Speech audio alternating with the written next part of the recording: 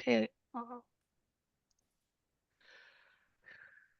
Welcome members, liaisons, and members of the public to the Legal Services Trust Fund Commission meeting. Thank you for joining us. We are using Zoom with the goal to foster a more inclusive environment and effective meeting. If you would like to comment during the meeting, please use the raise hand feature. Please utilize this tool to virtually indicate that you would like to speak in order to help the chair facilitate the discussion. As a friendly reminder, this is a video conference meeting, and to please be aware of the surroundings behind you. All Legal Services Trust Fund Commission and committee meetings will be recorded and posted to the State Bar's website. Zoom captioning is available. To enable, select live transcript at the bottom of your Zoom screen, then select enable transcript. Thank you. Why don't we do roll call? Okay, Connolly, Here. Alsaroff, Alicani, Ball, Here.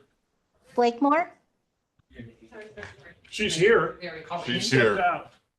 They just called you. I'll stay here. I'm here. okay, thank you. Campbell, Here. thank you. Escobedo, Galkin, Here. Gonzalez, Here. Fong, Here. Biskin, Here. King, Here. Klein, Here. Cruz, here, Lee, Mahoney, Milrod, Morales, Pryor, Sandville, Here. Vargas. Here. Oh, there's, sorry, Jody, I saw you pop up. I just wanted to make sure you're unmuted and we got you on roll call. Yes, Joe Lee is present. I'm sorry, I had to be promoted as a panelist, so Okay. I am here. And then Jody as well. Can she be in, are you able to mute yourself? Okay. Okay. All right, and then our advisors, Rodriguez, Seligman, Here. Yang. Right, our liaisons, Copeland, President Fullin, Melanie Snyder, Laura Brown, and then State Bar staff. Do I have to? Okay, so we have 14 members present and we have quorum. Great.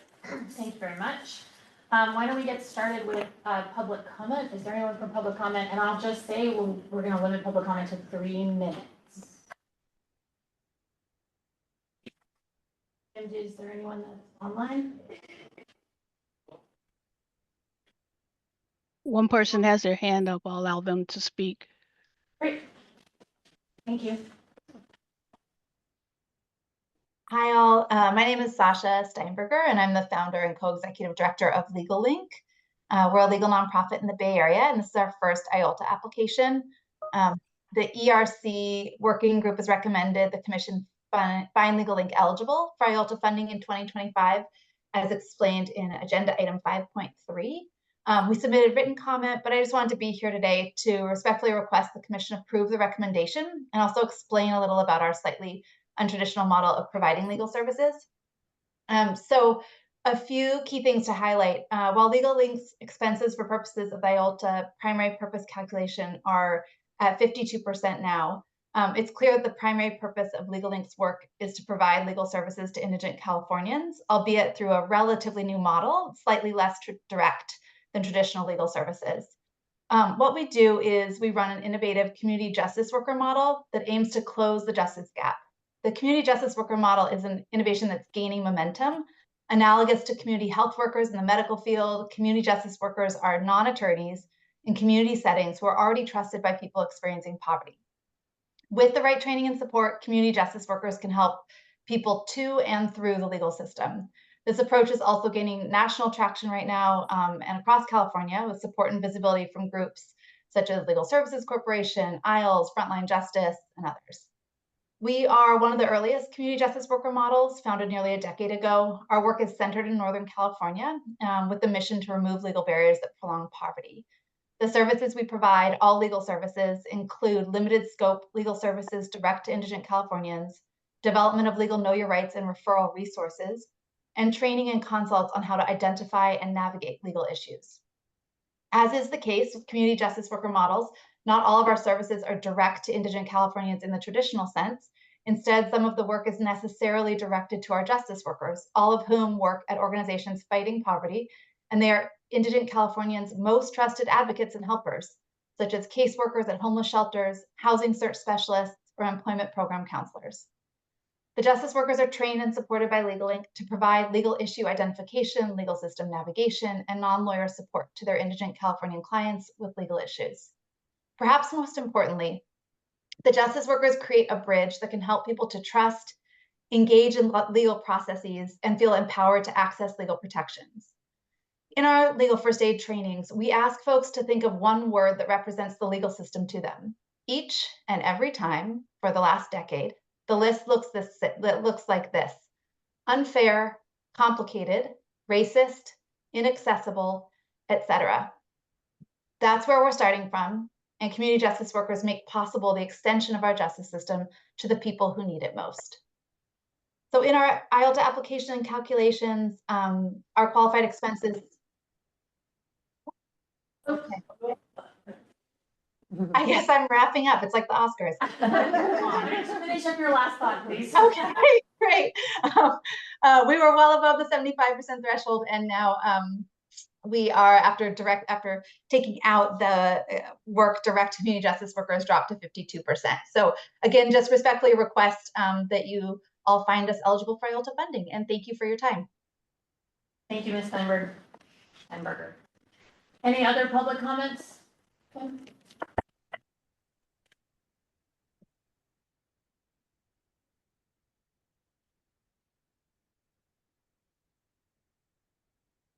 Yeah, there's two more. I'll let the next person speak. Okay, again, we'll just, thank you for putting that 3-minute timer up. That's helpful for all of us.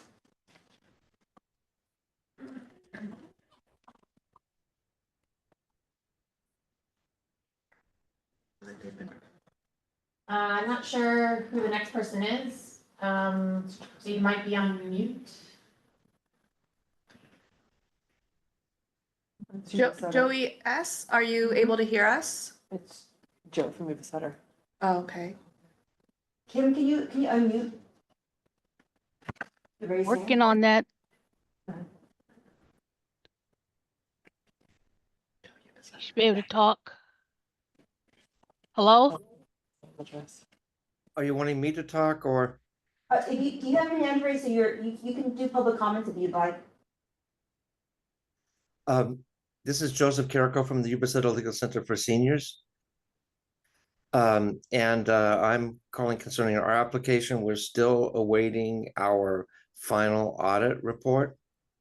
I've never experienced delays like we've experienced.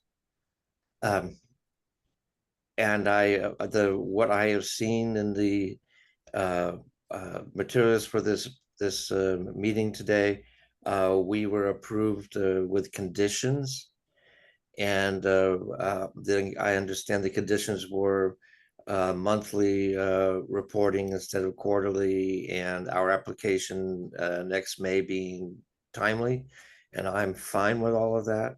I don't have any ability to leverage this audit report to come in any quicker than it is. We received a communication this morning that the earliest possible date after all the partner reviews and everything and quality control would be the 19th of August for us to receive it.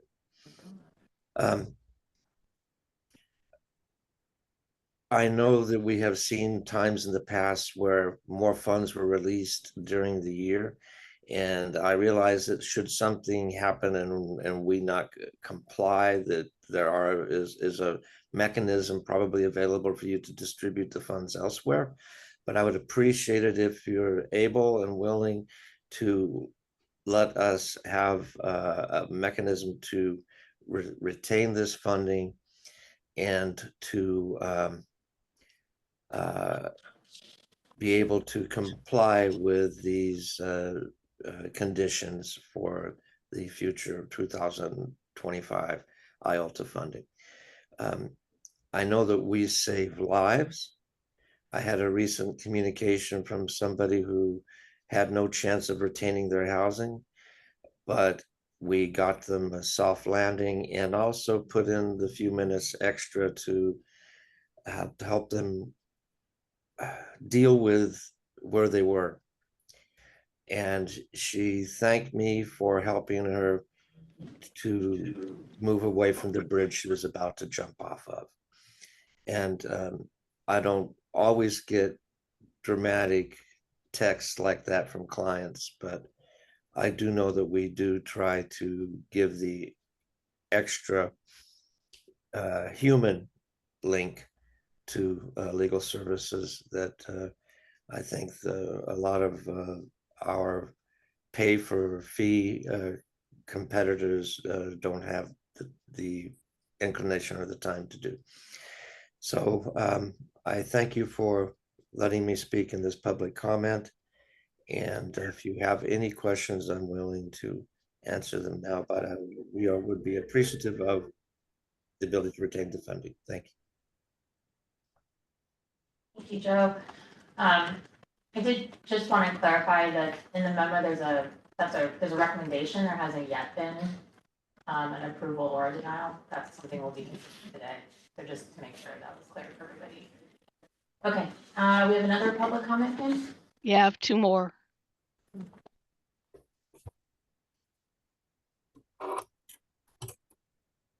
Hello, good afternoon. My name is Paul Briley. I'm the Executive Director of Legal Services for Prisoners with Children.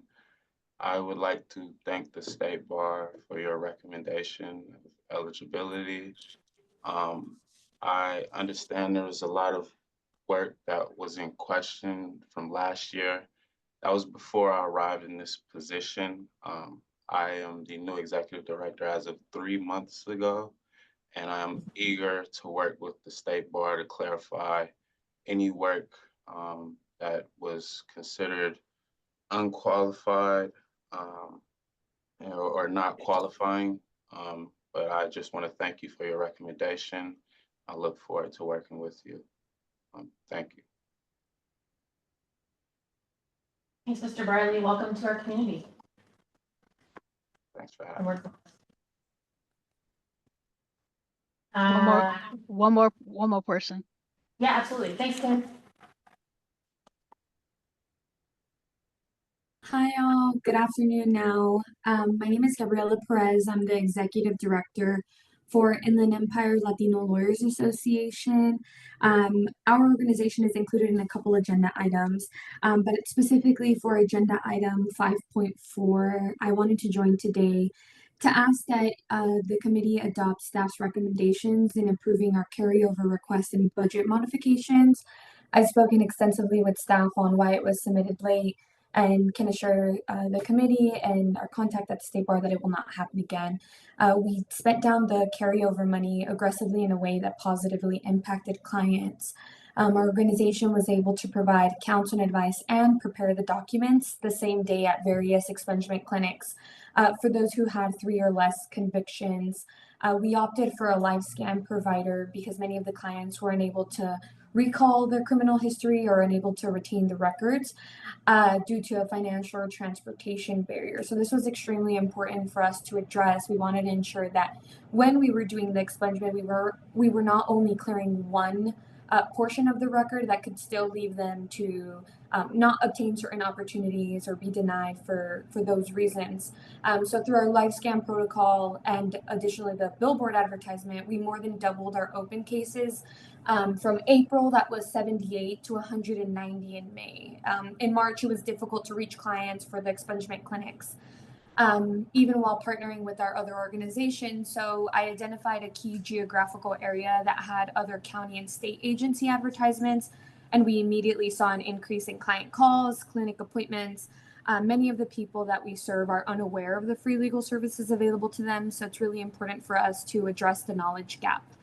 The increased use of technology and expansion of staff made it possible for IOLTA to serve over 500 people through a combination of clinics and Know Your Rights presentations. We provided counsel and advice and prepared the petitions for 334 clients during that time.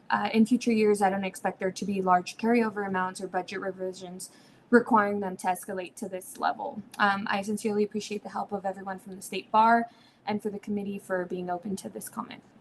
Thank you. Thank you for your comment, Ms. Perez. Are any other public comment? Yeah, one more person raised their hand.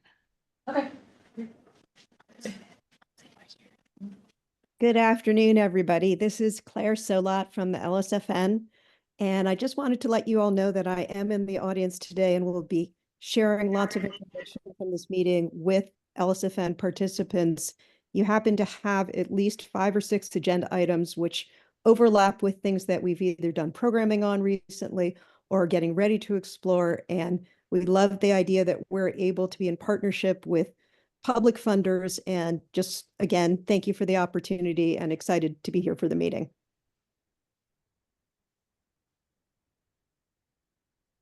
Thank you so much. Thank you. That was the last raised hand. Okay. Thank you all for the public comment. We appreciate hearing from the organizations and the public about the work we're doing. I want to turn now to agenda item 1, which is the chair's report. I don't have a lot to report, but a few things. First off, welcome to everyone. It's exciting to have some in-person. I get to actually meet some people in person. LA, I hope you guys are having a good time meeting in person. I know we haven't sort of been together since January, and so it's very exciting. And for all of you who are online, welcome to you as well, and hopefully we'll get to see you in person at another meeting. This is the last full commission meeting with this makeup of the commission. And our next meeting, there's going to be some commissioners who will be terming off. This is their last meeting, and some who will be we'll be getting some new ones. So I just wanted to make sure I called out the people who are leaving the commission and let them know how much we've appreciated their service. So Jeff Ball, who I think is in LA right now, is terming off, and we really appreciate all of the expertise and wisdom that Jeff has brought, especially with a lot of his banking knowledge and just his long institutional knowledge with the commission. So thank you so much for participating, and we will miss you. And I will say this for everyone who's terming off, I think we should do an emeritus group. So you probably aren't actually free of me or Dwan, so expect some calls. And then Eric Iskin is terming out, and we, I just want to extend a lot of gratitude to Eric, who's a former vice chair, former chair of the commission. He's really supported the Care Courts Committee through a lot of, its initiation and getting it developed. And as always, very sound, expert in our meetings. Diana is terming up, and Diana, I think you're here, which I'm glad to see.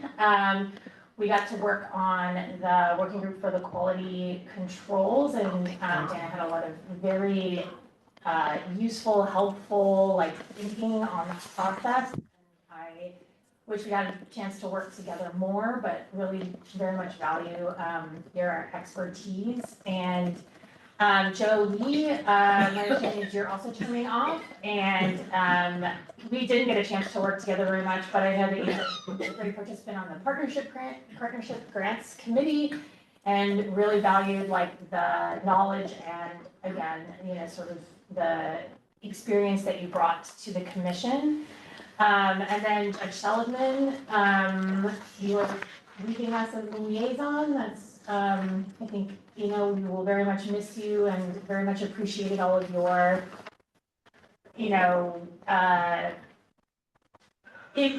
all of the advice you gave us, all the guidance, your knowledge of both the legal service community and the commission, the institutional knowledge is really invaluable. So as I said, for each of you, we will probably be tapping you again. So you may not have to be here for quorum, but we hope you will still continue to be here in spirit for us. And I am sad to see you all go, but I am excited. We do have 2 new commissioners coming at the next meeting. First is Robert Stalker. He, I believe, has experience as an executive director in legal service organizations.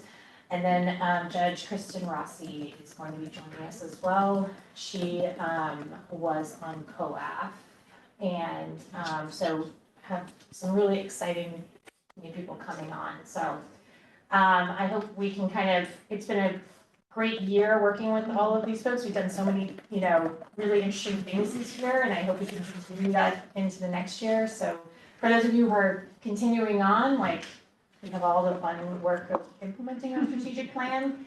And thanks to everyone for this year getting that strategic plan into place. So, and Juan, I don't know if you wanted to add anything as well. Sure. Just on behalf of the staff, I want to extend my appreciation for each of the commissioners that are turning off. Kind of your dedication to this work has really, and your partnership with the staff along the way has really moved this in kind of the right direction. I do want a special thanks to a couple commissioners I work really closely with. So I'm not sure if you're all aware, Jeff Ball, he was on the commission, and then we, Bonshi at the time, recruited him to come back. So Jeff was on, the last time Jeff was on the commission was during the Great Recession, and he was the chair then, and he helped kind of shepherd us kind of through that process with very volatile IOLTA rates. And so when IOLTA rates were a little bit rocky again, we recruited him to come back, and Jeff graciously came back, and he's so busy with all his leadership commitments, but he's always kind of made time for us. He was always a phone call away. Even when he was traveling our international trips, I could always call Jeff to brainstorm about a particular bank maybe that would be dropping interest rates, or to run by our IOLTA revenue projections. And he was just always really he was there for the staff, and he's there for this work. And I hope you don't mind me sharing, Jeff, but Jeff and Erica and I met a couple weeks ago. We put out the ask of if we can run by our IOLTA projections in the future and call him. Jeff was gracious enough to say yes to that, and we so appreciate that, because Jeff, his insight and his expertise, you all know, every year that comes around, we do look to him to make sure that our staff recommendation isn't too wild on one way or another. So it's really invaluable. And then Eric, Eric was we had the great privilege to work with Eric, as well as the vice chair. Eric, again, is one of those commissioners that's always a phone call away. We have talked many nights together, right, Eric, and on weekends about things, and he's always so inquisitive, but so reasonable and so rational, and he can just balance everything. And again, your just commitment to the commission, I can't express enough. And then Judge Seligman. So Judge Seligman, I knew who Judge Seligman was before I came onto the commission, so I was a little awestruck because, as you all know, Judge Seligman is kind of a giant in this legal services. He ran a nonprofit that's one of our grantees for a number of years. He founded a scrappy nonprofit that grew into one of the most kind of successful support centers. And every time we had a hard issue on this commission, Judge Seligman was our voice of reason. We can check in with him, and his many years of expertise in legal services has really kind of helped us navigate a lot of these sticky issues. And Judge Seligman, I hope that you will be a phone call away too when we need you. So I just wanted to personally thank you for always being there for us. Thank you. Yeah, Melanie, I think, did you also want to say something? Yes. So on behalf of the Judicial Council, we just want to extend first of all, our gratitude to all the folks who serve on this commission and all of the subcommittees. And it's just so important. Your work is so important. We at the council couldn't do what we do if we couldn't count on so many of you to do this great work and to keep us in line and moving along where we need to move, and supporting the programs we need to support. So we want to extend a special thank you to the Honorable Diana Cruz, who served from September 2021 through 2024, and served on the Bank Grants Committee and the Partnership Grants Committee. And Mr. Lee, we also want to just extend an extra thank you to you to our appreciation. So we appreciate your work on the commission and on the Partnership Grants Committee. Again, such an important project. The partnership grants really, those programs put folks in the courthouses, and they are just crucial to the good workings that we can do for our public and in our courthouses.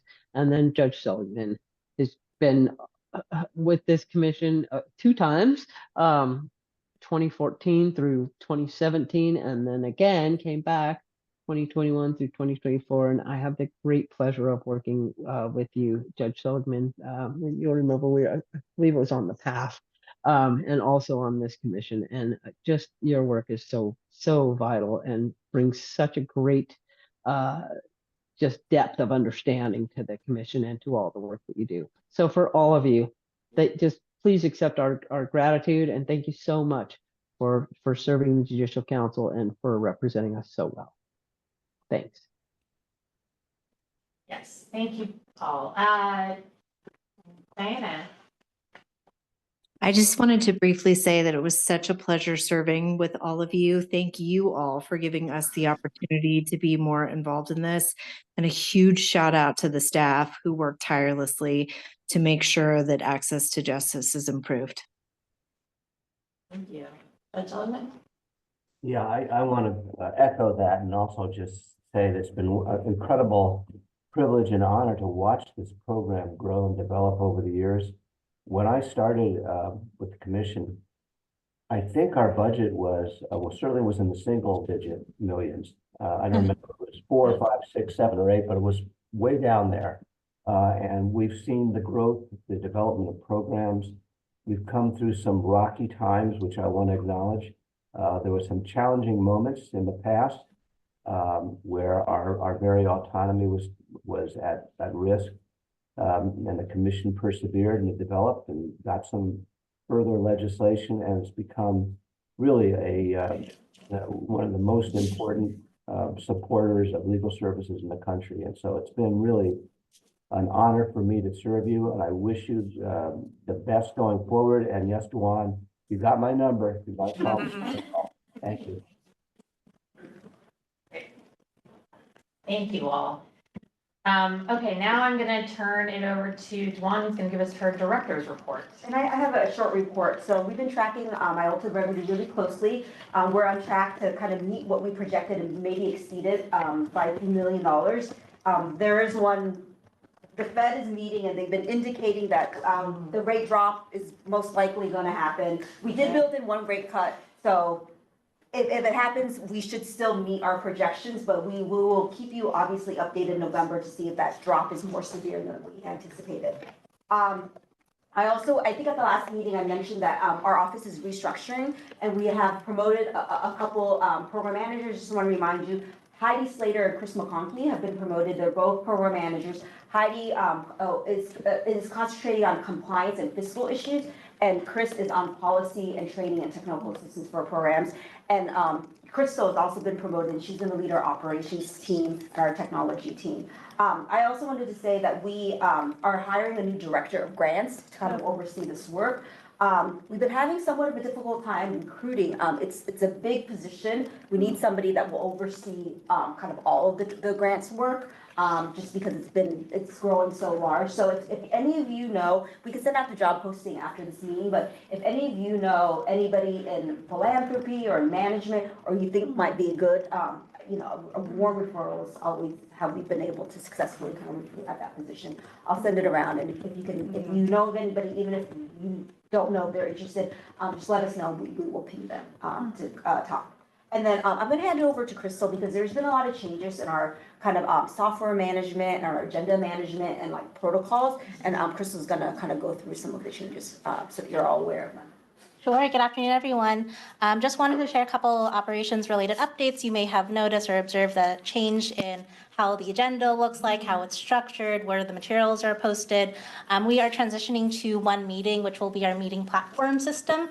In line with that, the State Bar is also, will be templating and streamlining a lot of processes across all of the State Bar sub-entities. Part of that is following along with the new format of the agenda. As you noticed, reports are no longer its own section. Things are nested into consents or business, and we'll be moving forward the direction of those agendas that way. And then in terms of posting materials, I believe you received the email when we posted the agenda 10 days prior, and then also when the meeting materials are made available. Additionally, presentation slides are now posted prior to the meeting, and the commission and committees will be informed about that. So just so you can read up to speed prior to the meeting and have all the materials available to you. Yeah, and in terms of our meetings, many of them are virtual. So just a couple of reminders. We have been, part of our rules is to ensure that we have quorum prior to starting a meeting live. So with that, if you are joining remotely, we do ask to join 5 to 10 minutes prior, so everyone's in their practice room, has access to the meeting from their panelist link, and we can confirm everything before starting the meeting on time. So that's just a friendly reminder, as well as if you're participating online, the other not rule, but we do ask to keep your videos on just to make sure we are all fully engaged in the meeting space, and also just for folks joining remotely. So thank you. And the panel link comes in that email that's like an hour before. There's a reminder right? email that comes in 1 hour before. If there's any other commission meeting related processes that you have suggestions about or like have requests, you're welcome to let me know. We're trying to fold that in, and hopefully sort of the prep for this meeting was relatively seamless and you're able to get where you need it to be, but we're always open to feedback, so you can send those comments to me directly. And that meeting reminder, that link is unique, and that's why we no longer include the like generic link in the reminder, because if you sign on through the generic link, it doesn't put you into the waiting room, it puts you into the public pool, and then we don't know until we go live that you're in the public pool, so we don't know if there's quorum. So that's why we took out that, so it might feel like we're not as customer service, but we did that on purpose so that you would use the other link to be put into the. So Dawn, the meeting links very infrequently arrive. I think for all of the meetings last year, I actually got one meeting link the hour before, and I am not the only one that's commented on that. So if there's not going to be a generic link from which we can be elevated to participant, I would have no idea how to join. And I've checked my spam, I've checked my promotions, I checked my email. They really are not anywhere. And I'm not tech enough to know why, but. That's good feedback. We'll look into that. And then and you obviously can always join the pool, and then we'll pull you up, and you just wait. Shoot me or Crystal an email, then we'll get coordinated. But we apologize for that. Crystal, maybe we could put an IT ticket and see what's happening. Yep. And yeah, welcome to Crystal's point. Like if there is other issues, please let us know. I did want to just say like my congratulations to Chris, Crystal, and to Heidi. It's well deserved.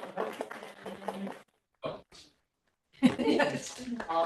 I think I've had experience, like worked with each of you. You're all amazing, and so I'm very excited that you guys have these new positions, and can't wait to see like how you guys move forward with it. Sorry, was there anything else on your director report? Okay. Why don't we then move into agenda item 3, which is the open session minutes. And this is basically whether we approve the minutes from our last meeting. Does anyone have any comments, feedback, anything on the minutes? Seeing nothing, I'll entertain a motion. I'll move. Who is that? It's Oh, okay. Kevin. Galkin will second. Okay, thanks, Jason. Roll call vote. Okay, Allocation? Yes. Ball? Yes. Blakemore? Yes. Campbell? Yes. Escondido? Galkin? Yes. Gonzalez? Yes. Fong? Yes. Biscuit? Yes. King? Yes. Klein? Yes. Lee? Oh, sorry, Cruz. Apologies, Diana. Sorry, because you noticed from a notice location, I'm unable to record your vote, but I do know that you're here. Apologies for that. Lee? A non-vote yes. Okay. Lee? Yes. Mahoney? Milrad? Morales? Pryor? Yes. Sandville? Yes. Vargas? Yes. Alsteroff? Yes. Connolly? Yes. All right, 16 yeses, 0 noes, motion passes. Thanks, Crystal. Okay, now to agenda item 4, which is our consent calendar, which is actually kind of small this time. Is there any reason to pull this off of the consent calendar, to have any discussion on it? Warning in progress. Assume that's not an indication. Okay, I don't see any comments on it. If that's the case, then I'll entertain a motion on this one. Consent. Catherine moves. Thanks, Catherine. Have a second. Go ahead. Vanetta? Thanks. Tony, you get the next one. All right, I'll take a roll call vote. Alakani? Yes. Ball? Yes. Blakemore? Yes. Campbell? Yes. Escobedo? Galkin? Yes. Gonzalez? Yes. Yes. Iskin? Yes. King? Yes. Klein? Yes. Cruz? Lee? Yes. Mahoney? Milrad? Morales? Pryor? Yes. Sandville? Yes. Vargas? Yes. Alsteroff? Yes. Connolly? Yes. Great, 16 yeses, 0 noes, motion passes. Awesome. Thank you very much. All right, let's get into the meat of it.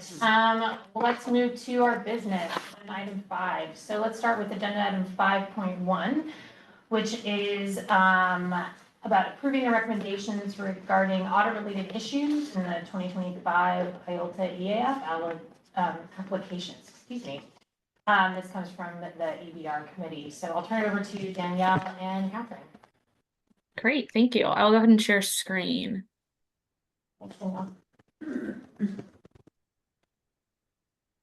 And I apologize in advance, but you all get me for the next 4 agenda items. So we'll be together for a while here. Danielle, we're excited.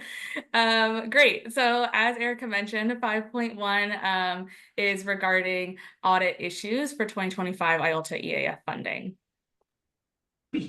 So I will first briefly discuss the governing authorities in this space, and then talk about the organizations that either submitted an audit past the extension that was approved or have not yet submitted an audit, and then bring forward staff's proposed resolutions.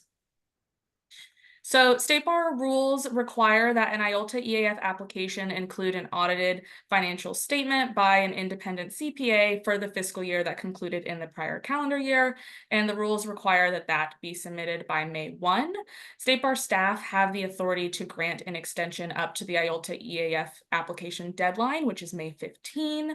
And upon a showing of extraordinary circumstances, this commission may grant an extension beyond that application deadline. If no extraordinary circumstances exist, the commission may still grant an extension, but with conditions.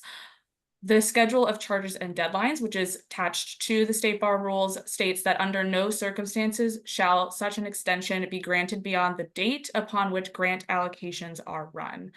I'll also flag if an organization's total corporate expenditures are below $500,000, they can submit a reviewed financial statement in lieu of an audit, but that also must be conducted by an independent CPA. And just in terms of some timing of what we mean by the date upon which grant allocations are run. So the grant allocation formula is typically run the week after this commission meeting. So because you all approve eligibility today, our finance team, the State Bar finance team, works next week to run the allocation formula based on those eligibility determinations so that tentative grant allocations can be provided to the grantees and budgets can be released by August 26th. And then grantees have about a month to propose their budget for spending in 2025. And those budgets are due back to the State Bar September 25th of this year. So there are 3 organizations that either have not yet submitted an audit or have submitted an audit beyond the deadline that was approved by the commission. The first is United Core Alliance. This is a new QLSP applicant. They actually originally submitted tax documentation prepared by a tax preparer rather than a reviewed financial statement prepared by a CPA. Upon speaking with staff about this, they requested originally a deadline to June 7 to secure a CPA and conduct that financial review. As of the EBR committee and commission meeting where audit extensions were granted, they still had not submitted one. And so EBR recommended and the commission approved an extension to June 30 instead. Staff followed up after that extension was also not met, and the organization said that they would be unable to complete the financial review until mid-September. Staff communicated at that point that typically the commission has not typically allowed extensions past this date. And after that point, staff did not hear anything further from the organization. So at this point, that audit has not come in. I don't believe staff anticipate that it will come in. And so therefore that organization's application is incomplete. Audit-Related is a current QLSP grantee. I believe 2024 is their first year of IOLTA EAF funding. So they're a relatively new grantee. They had an approved extension to June 30, and upon follow-up with staff after that deadline had passed, they submitted the audit on July 8. And speaking with staff and in the audit extension letter they provided, that's in the materials, they stated that that delay was caused by an unexpected departure from their fiscal staff, I believe their financial director, and also medical leave that was unexpected on the audit organization side. And so Audit-Related submitted that audit on July 8. Staff have since reviewed it, done the necessary follow-up to review that application and that audit and their IOLTA EAF application and have no further concerns. So staff would recommend accepting that audit with conditions. In the memo, the proposed conditions were to send a letter to the organization and its board about the importance of the audit in the IOLTA EAF application review process and importance of complying with State Bar deadlines. The last I'm sorry, was there? Oh, I thought I heard a comment. The last organization here is Yuba Sutter, who we heard a public comment from earlier at this meeting. They are an existing QLSP grantee. They've been a longstanding IOLTA EAF grantee. They had an approved extension to July 15th due to difficulties getting documentation from a prior contract accountant that worked for them to the CPA that's now conducting their audit. That audit has not yet been submitted, and as their ED mentioned in the public comment, they believe that that audit will not be able to be submitted before August 19th at the earliest. In the meeting materials, staff stated that we would not recommend an extension beyond August 5th, and that is to give staff time to review the audit, speak with the organization about any changes that means for the IOLTA EAF application and their qualifying expenditures in the application in time for the grant allocation formula to be run next week. I will note, though, that without a further audit extension, that would mean that Yuba Sutter's application is incomplete and would not be able to be found eligible should the commission move in that direction.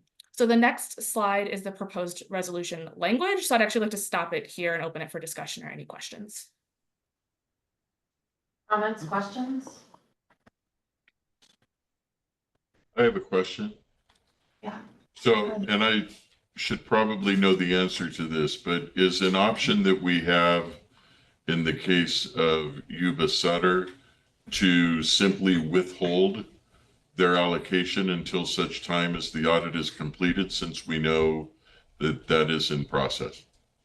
So the State Bar staff cannot finalize Yuba Sutter's grant award amount and therefore any of the grant award amounts for any of the other QLSPs in the counties that they serve without that audit in hand, because we cannot verify their reported qualified expenditures without that audit. So it would be difficult to hold back funds. We wouldn't know what amount of funds to hold back for them. Yeah, okay, that was my sense. I wanted to make sure there was not an option. And, you know, we did go back and to check with OGC because this rule change happened a number of years ago. I want to say 4 or 5 years ago, because previous to that, we did have a number of organizations that would submit late applications beyond, and this commission would like let us run the allocation, save that money, and then like once it comes through, confirm. And sometimes it would come in like October, like November, and then we would, you know, be all sweating. And then there was a rule change to kind of not give that discretion. And so I did check with Brady to make sure if there's any other, you all have discretion if you wanted to kind of accept this. Is there a way pretty much to accept it? And I'll let kind of Brady kind of speak to that. No, the rule is very clear. They cannot be accepted after their allocation is run, the time for running the allocations. So no real discretion. And while we're certainly sensitive to the impact of that, would also point out that, you know, of a very large group, we have only 3 that are in this condition. So everybody else was able to get their audit done. Yep. And of the 3, 1 actually did. And 1 actually did. Right. Excellent point, Catherine. Yeah. Danielle, do you know off the top of your head, you might not know this, are they receiving any other kind of grants, like, if they have any other discretionary, I'm assuming we can, if that's like, if we're in the midst of it, that they could continue on with those. I know it wouldn't be probably as large as their IOLTA allocation, but. I believe, I would need to verify, but I believe they may have HP funding that runs through the end of this calendar year anyway. I don't believe they receive any funding that goes into 2025, but we can verify that. I think that's correct, Danielle.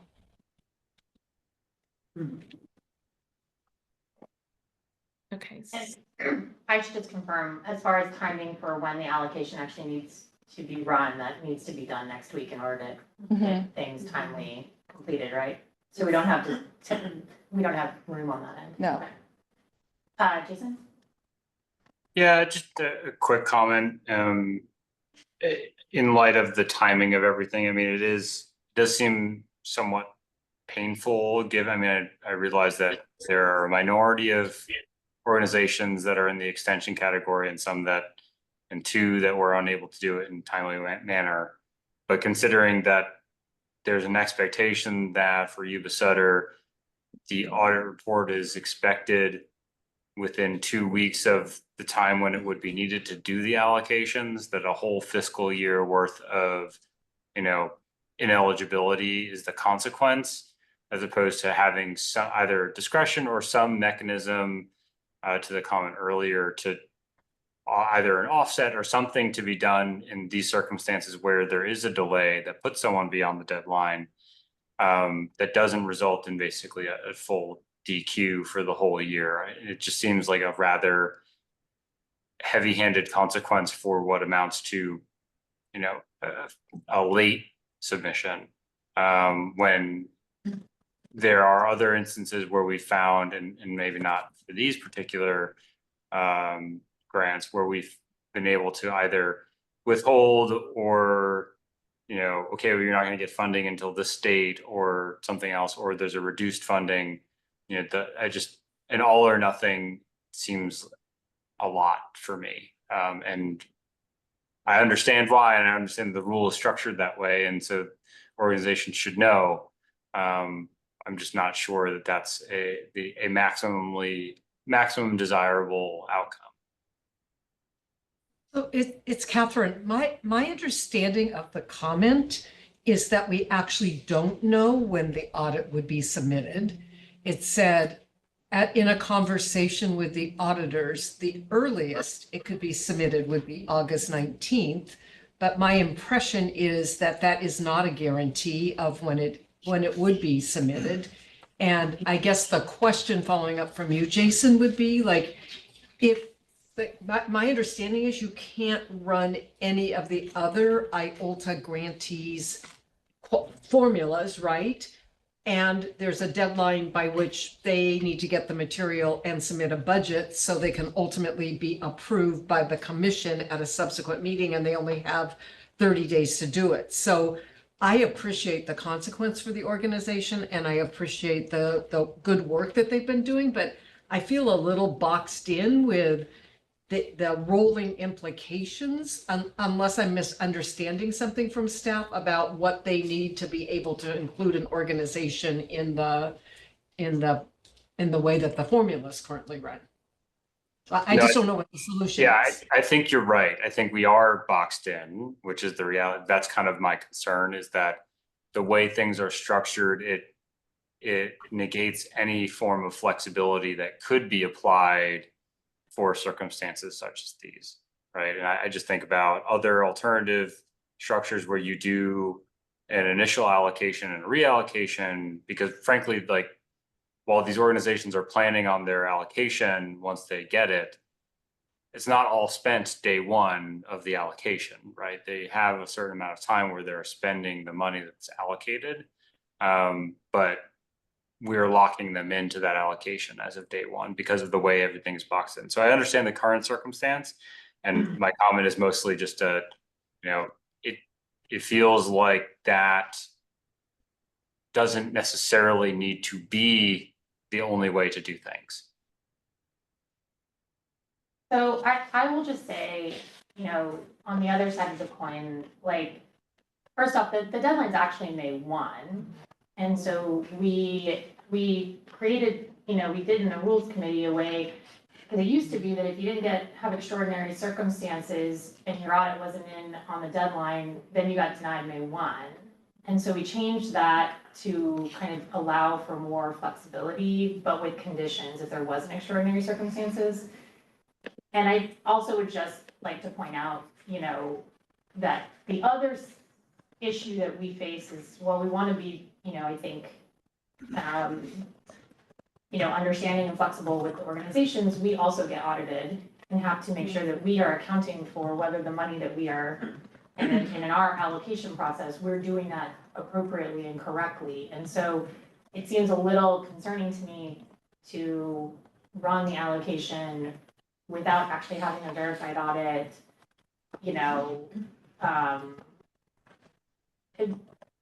especially given what's in the materials, which is that this entity there seems to be some issues with their audit already.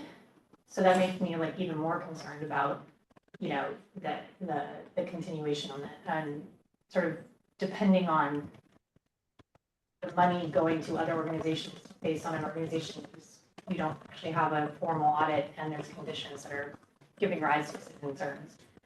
So, I understand, Jason, your point about like, it can seem sort of drastic, but I also feel like, we've tried to create, a certain amount of flexibility given that there's already like a 3-month extension period. Yeah, Angie. Sort of 2 points. One is if we go the harsh route and disqualify them this year, they can apply again next year. Absolutely. Hopefully they'll have their act together. Second of all, do we know how much a percent of their whole budget is this grant? Will it like entirely shut down their operation if we don't give them the money? Danielle could probably look that up pretty quickly. She doesn't have time. They're a very small organization. And my guess, without Danielle looking it up, is we're a large, if not the funder for them. So we did some initial calculations on this, and based on their fiscal year 2023 expenditures that they have in the application right now, IOLTA and EAF, so this is not including potential discretionary funds they have, was about 14% of their expenditures. But then when we looked at their 2024 budget that was submitted with their IOLTA for their 2024 IOLTA EAF, that had IOLTA and EAF funding being about 43% of their total budget for 2024. So the numbers are quite different. I think one, because they're looking at 2 different time periods, and IOLTA went up dramatically in that time frame. But it is a substantial portion of their budget, but it does not appear to be a majority of their budget. So it's Catherine. Oh, sorry, Joseph, you had your hand up. I'm sorry. It's, I don't know. It's like, should I raise my hand or? Why don't we let Joe go, and then Catherine, I've got it in my head that you have comments. All right. Okay, so So this is Joe, and first of all, I wanted to acknowledge the very kind comments earlier. It's been a real honor to serve on this commission, and sad about leaving. And I actually need to leave early today in a couple of minutes for a partner meeting, which is ironic. But on the point that's before us right now, I just had two quick observations. One is the organizations have ample notice of this requirement, and therefore the failure to meet it says something to my mind about the level of organization and attention to detail at the organization, which is a factor that we all consider in making grants in the first place. And the second point is, I realize that nearly all of these audits come out clean, but we shouldn't assume, I think, that everything is going to be okay as a result of the audit. I mean, they are done for a reason, and every now and then they turn up something. So the fact that it's late, right, that leaves an important question unknown in my mind. And I do would apologize. You need to sign off in a minute, but I don't want to make a comment and then leave as if it's, as if I think there's more gravitas to that than it should have. Thank you. Catherine. So I think just one question. So last year, organizations, when they received their allocation, could spend it over multiple years, correct? And so I guess my question is, one, I don't know of Yuba City, Sutter, sorry, they're in Yuba City, but maybe Yuba Sutter was in that case where they were spending it over multiple years? Everybody had the option. We'd have to look at their Yeah, but budget. so I guess my question though is, if we find them ineligible and they were spending it over multiple years, what happens to the funds that they appropriately last year decided to spend this year? Because I think they're two different questions, right? And My instinct would be that the IOLTA 24 stands, and this is just a question about eligibility for 2025, because they were eligible for, I mean, Brady or Raul will weigh in on that, but that would be my. You're not gonna claw back their 2024. No, I don't think this is a basis for that. Only have a 1 I'm year. asking because I felt like if they had money, it would be important to know what happened with the money they had and what discretion we had. We needed. They only have a 1-year budget. Uh-huh. For 2024, they only submitted a budget for 1 year. But we don't know what they actually spent. because Right. If they submitted a 1 year, but they've only spent 50 years, and then they request a carryover. 10%. Yeah, could they spend, I mean, I think that's a Brady Raul question, and my instinct is probably yes, but again, that's a. I feel like that helps us sort of understand the full picture. So I think the right answer is this is prospective eligibility, not retroactive eligibility. And so like, can we, I don't know, I guess we'll hear from Brady and Raul about that, but I feel like I wouldn't want to be clawing back money. No, I don't see why we would. Okay, This is perfect. a decision for next year.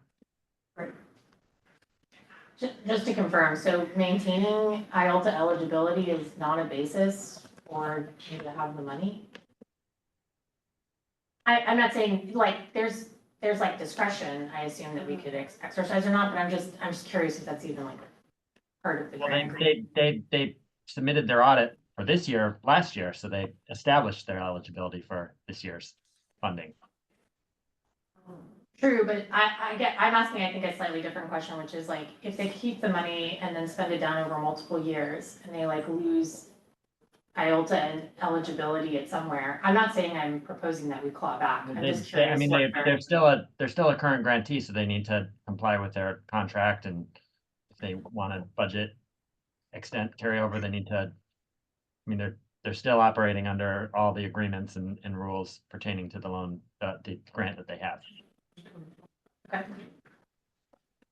Just a kind of clarifying question, because I feel like this has happened before when there were multi-year bank grants and multi-year HP grants, but they were multi-year grants. Is there any different language for those grants? If somebody lost IOLTA eligibility and they were in their first year of a bank or HP grant? We have more flexibility with the discretionary. I think I know what you're thinking about in that one instance. We didn't provide that grantee IOLTA to EF, but we let them spend down the 2 additional years of their bank grant. Okay. So there's more discretion on the bank grant side. So I think the question here though is with IOLTA, do we have that kind of discretion? And I'm hearing Brady say that that's fine as long as they're complying with kind of grant terms. Okay. This year. Well, I have a question. Brady, does the grant term require them to continue to submit audits year by year in order to maintain eligibility, for example, for the 2024 grant? I don't know that off the top of my head. So you're saying if we're getting a lot of hypotheticals here, if they want to extend their, I mean, we can look into that if they ask for an extension and say, yes, you can have an extension, but you need to agree to. Well, the 2024 grant was a multi-year grant. So you said that in order to continue to be eligible to receive their money under that grant, they just have to comply with whatever agreement they signed. Right, but my understanding was they have a 1-year grant, so everything. They elected a 1 year. Yeah, Right. well, they give them money in 1 year, but they can spend it down over more than 1 year, but they've gotten the money already. But they only budgeted, let me just clarify, they only, some programs budgeted for 4 years. They only budgeted for 1 year. So what we don't know is how much they have spent. They spent 25% of their grant so far. I just checked their expenditures. Is that for IOLTA? Because EAF looks like they've spent more.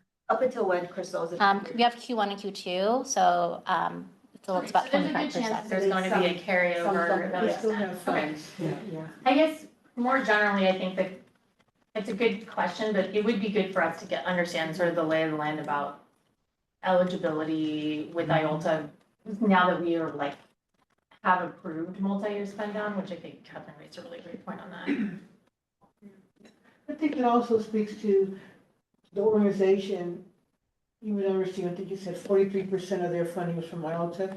They still have funds due for 2024. Those funds haven't been eliminated. It's just we're talking about 2025, correct? Yes, 2025. So the doors are still, capacity for the doors are still open. Potentially. They're still getting the funding and have opportunity to seek other sources as well during that period of time. Well, we've given them all the money. It's just whether they've spent it down or not. But if they ask for a carry forward, we could attach conditions on the carry forward, I would think.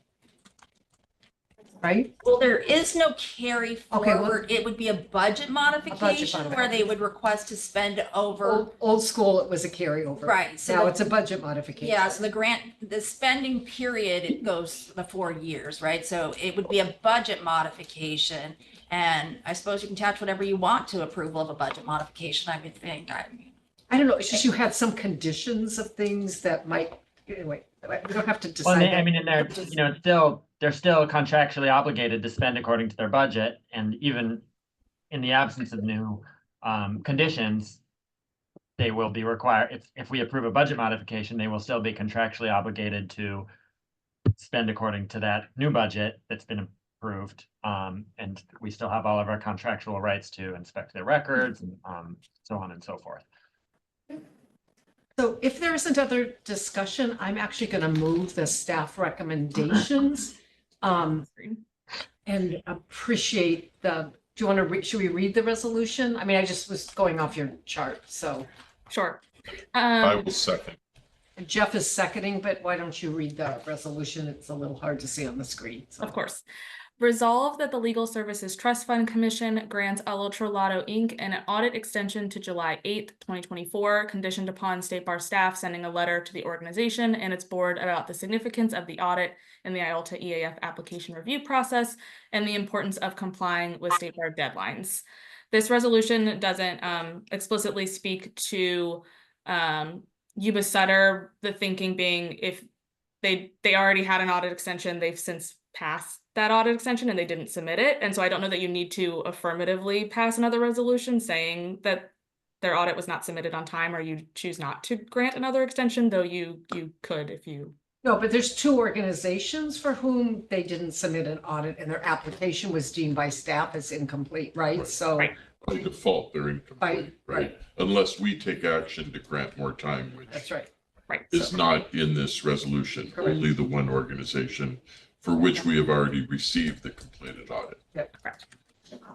Sorry, Dawn is telling me her suggestion, which I agree with, is that we actually do a second resolution that like affirmatively lays out that we find the other two ineligible in light of the fact that their applications are incomplete because of the absence of the audits. And I'm sorry, I didn't catch that, Danielle.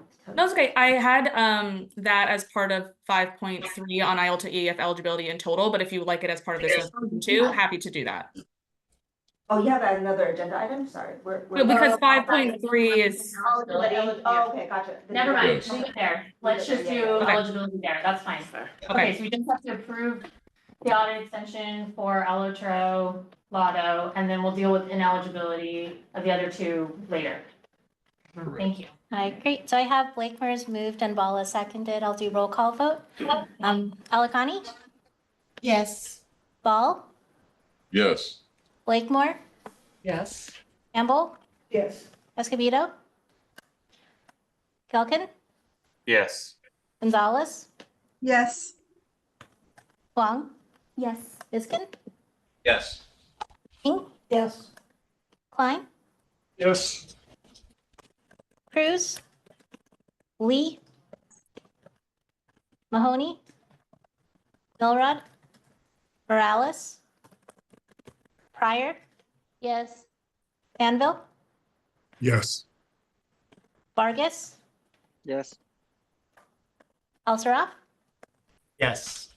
Annalee? Yes, All right, that's 15 yeses, 0 nos. Motion passes. great, thank you. Okay, let's move to 5.2. Danielle, this is you again. This is Yes. pro bono allocation.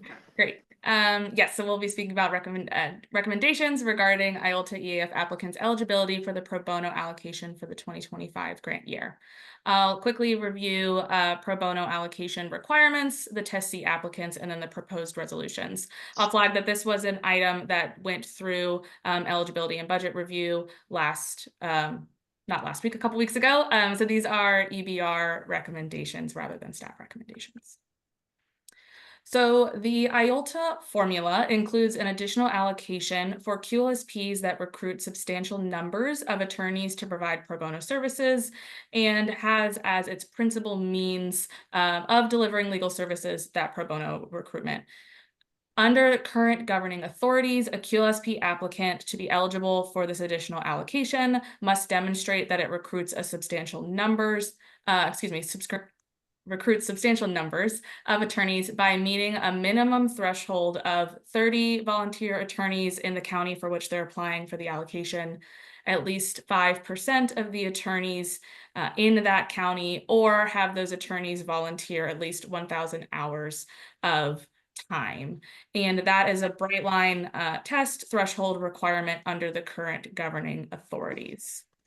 After an applicant satisfies that threshold requirement, it must then additionally demonstrate its principal means of service delivery is through pro bonos by meeting one of 3 tests. Test A and B are numeric, and if an organization meets those tests, they are found eligible for the allocation. If they are not able to meet the test A or B numeric tests, there is a test C that allows for a narrative explanation where they can choose to explain why they still believe pro bonos is their principal means of service delivery.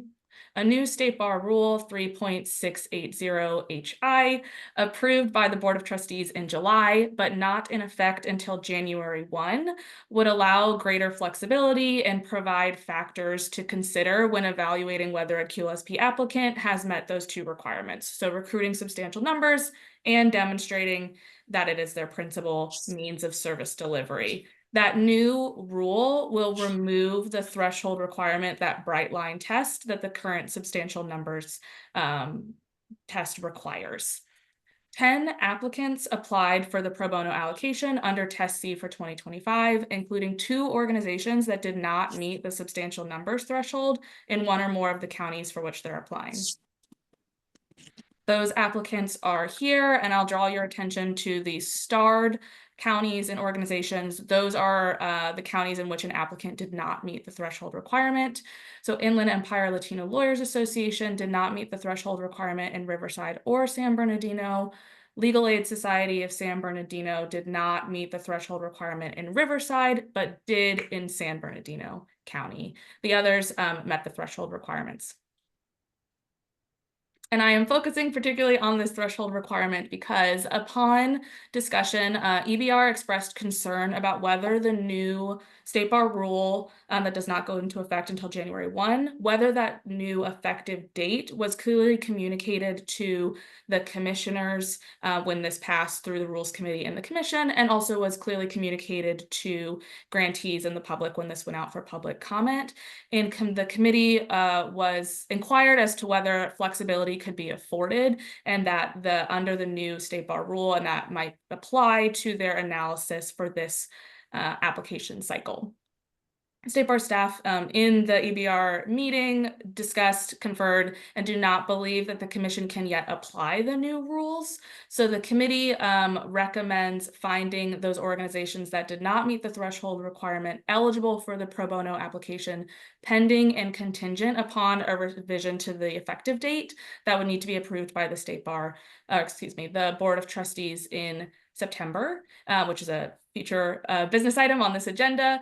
EBR, though, does recommend eligibility for all of the other Test C applicants. They were found their narratives compelling and were comfortable finding those organizations eligible for the allocation.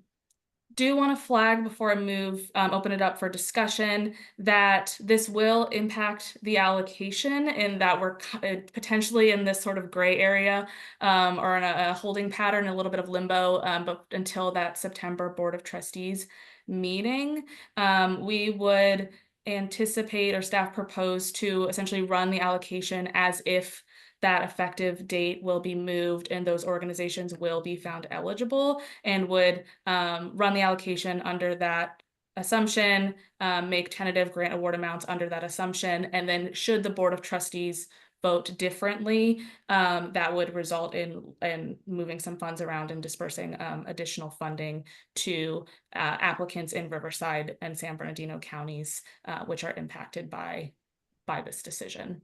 Yeah, let me add, it's very low likelihood this would not be approved. If the technical change is non-controversial, I think it's more formality. We cannot guarantee it because it has to go to the Board of Trustees, but we don't anticipate it not being approved. We already put it on the agenda for it to go on consent in September. We anticipate that it will be approved very easily, but again, we can't guarantee it. I'm happy to put the resolution language, and I can read this because I know it's long and probably small for those in person, but also happy to pause for questions or comments at this time. Are there any questions or comments?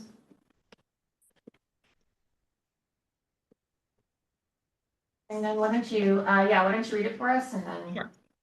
Resolved that the Legal Services Trust Fund Commission finds the following 2025 IOLTA EAF Test C pro bono applicants eligible for the pro bono allocation: Betsedek, Casa Cornelia, Harriet Buhai, LACBA Council for Justice, Legal Aid Society of San Bernardino in San Bernardino County only, Public Counsel, Public Law Center, San Diego Volunteer Lawyer Program, and Veterans Legal Institute. And it is further resolved that the Commission finds the following 2025 IOLTA EAF Test C pro bono applicants eligible for the pro bono allocation, pending and contingent upon Board of Trustee approval to update the effective date of the new pro bono allocation rule: Inland Empire Latino Lawyers Association and Legal Aid Society of San Bernardino in Riverside County only. Any questions on this resolution? If not, I'll entertain a motion. Can I make two Absolutely. two suggestions for the resolution, and I'll move? Sure.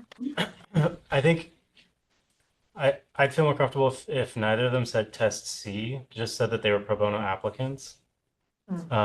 Since I don't think that I think we're in a situation where we don't have the test C available to us yet. Unless I'm misunderstanding. I thought that was sort of what we were waiting for. So No, I think Test C is under the current rules. Yes. Test C goes away if the rule goes into effect, right? Yeah. So, Yeah. okay. All right. No, you're Test C is what we have now. That's right. Never mind. It's actually the opposite. It's like they're currently under Test C, it goes away when the new rule goes into effect. Right. Okay. And then the other suggestion I was going to have, so then roll back that one. The other suggestion that I had was, should we say in the second resolution, should we say pending and contingent upon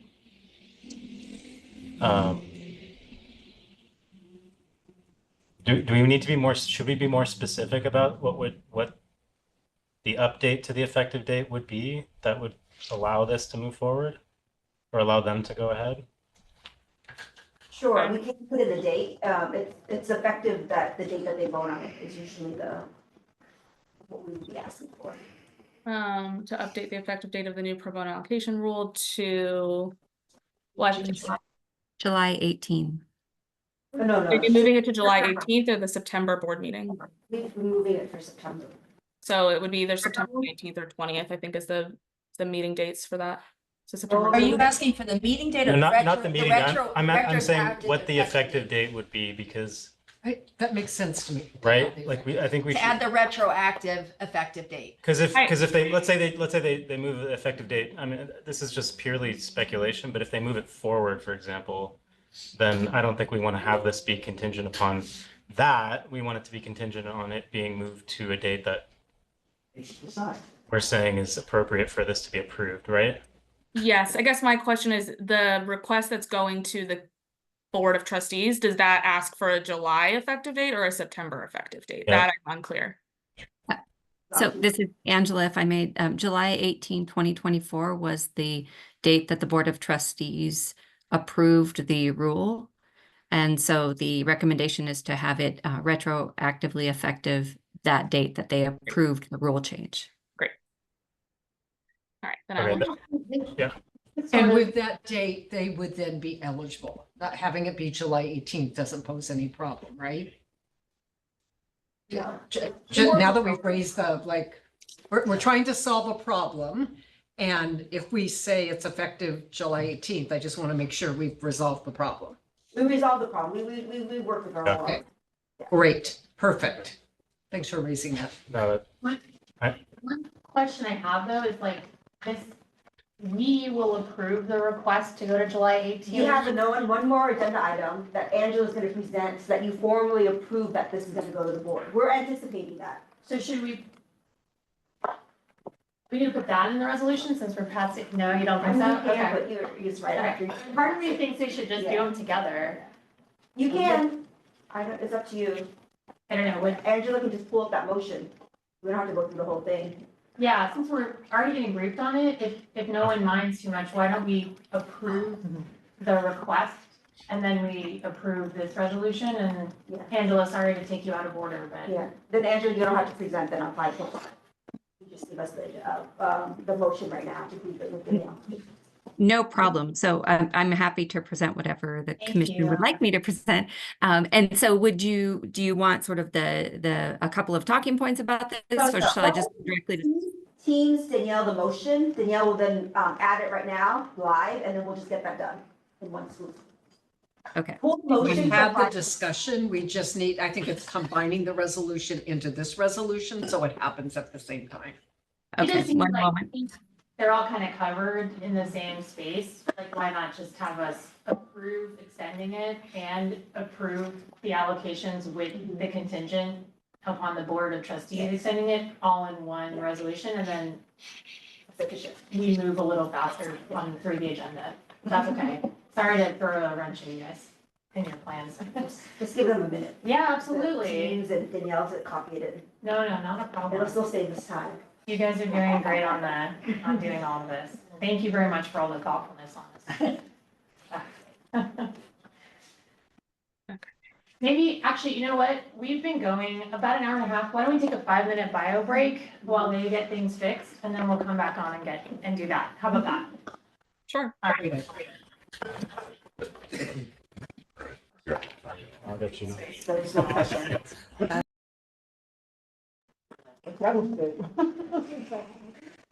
Okay, we're unmuted. Sorry. We're unmuted. Yeah. Okay. Angela, and Danielle, you guys good? Oh, LA's not back.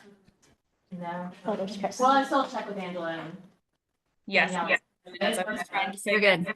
If you need more time, I was gonna give it to you. I just wanted to. Oh, they're not all back yet. Maybe can we move it? We have 2 commissioners that are outside the room using the restroom.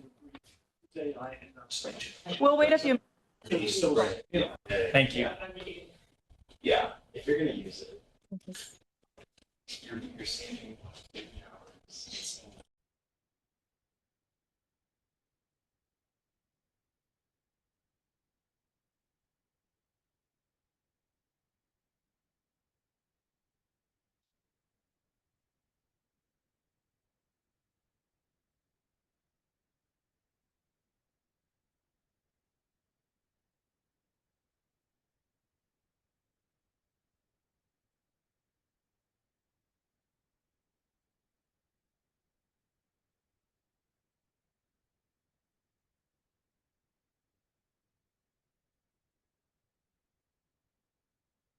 Yes, they're great.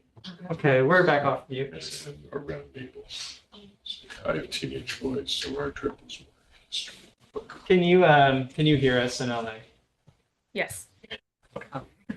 Can we in LA? Outside of LA. Can you, everyone, can you hear me? Yeah. You hear us talking about Italy? Yeah.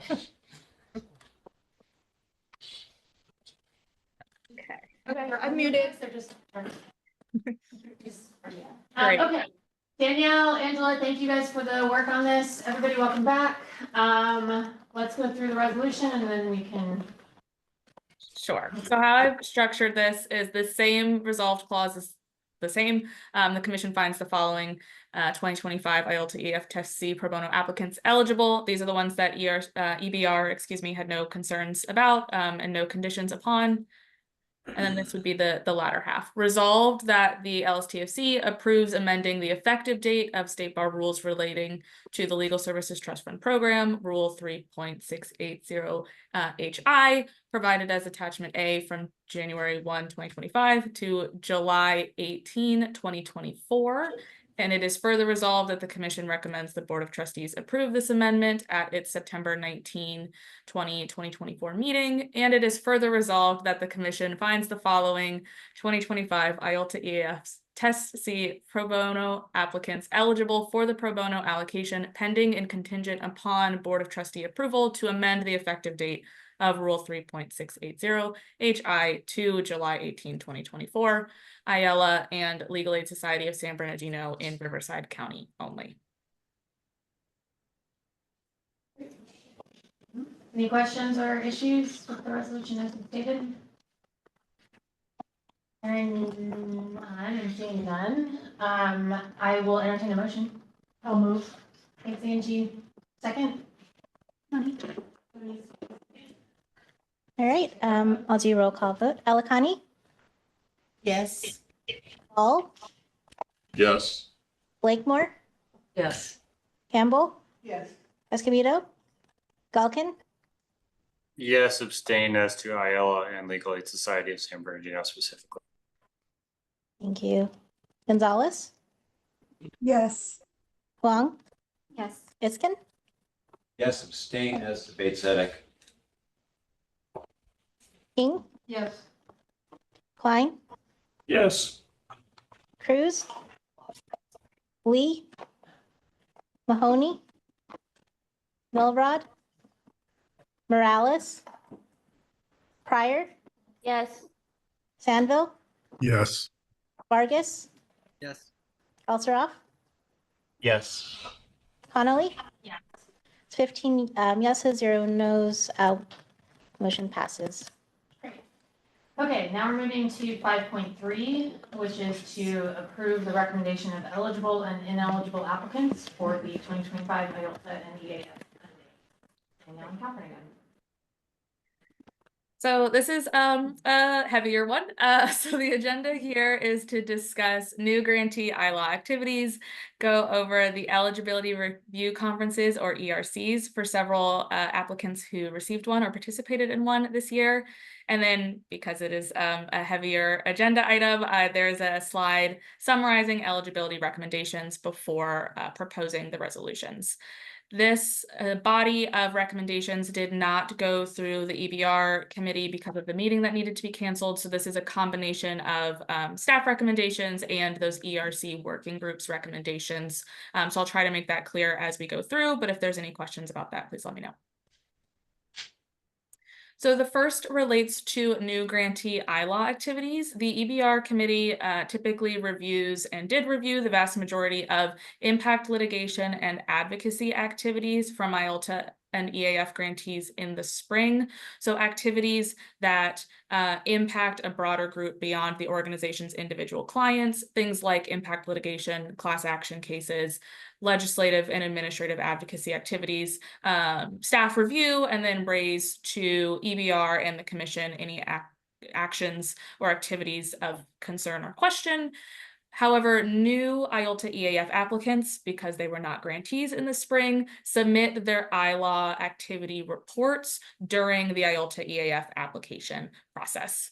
Of the new applicants this year, only one submitted an ILA activity. It was an advocacy activity related to supporting low-income survivors of human trafficking. Staff do not have any concerns about the qualifying nature of the activity and would recommend that the activity be found qualifying.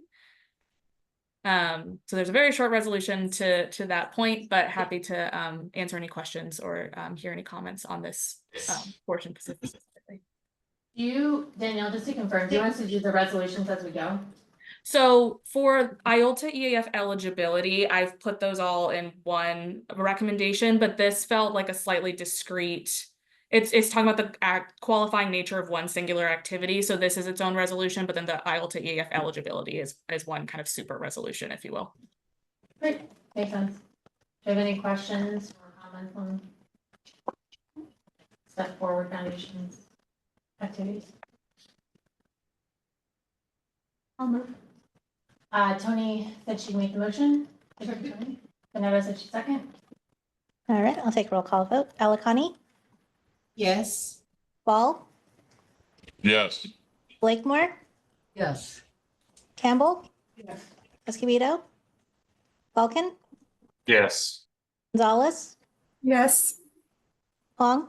Yes. Iskin? Yes. King? Yes. Klein? Yes. Cruz? Lee?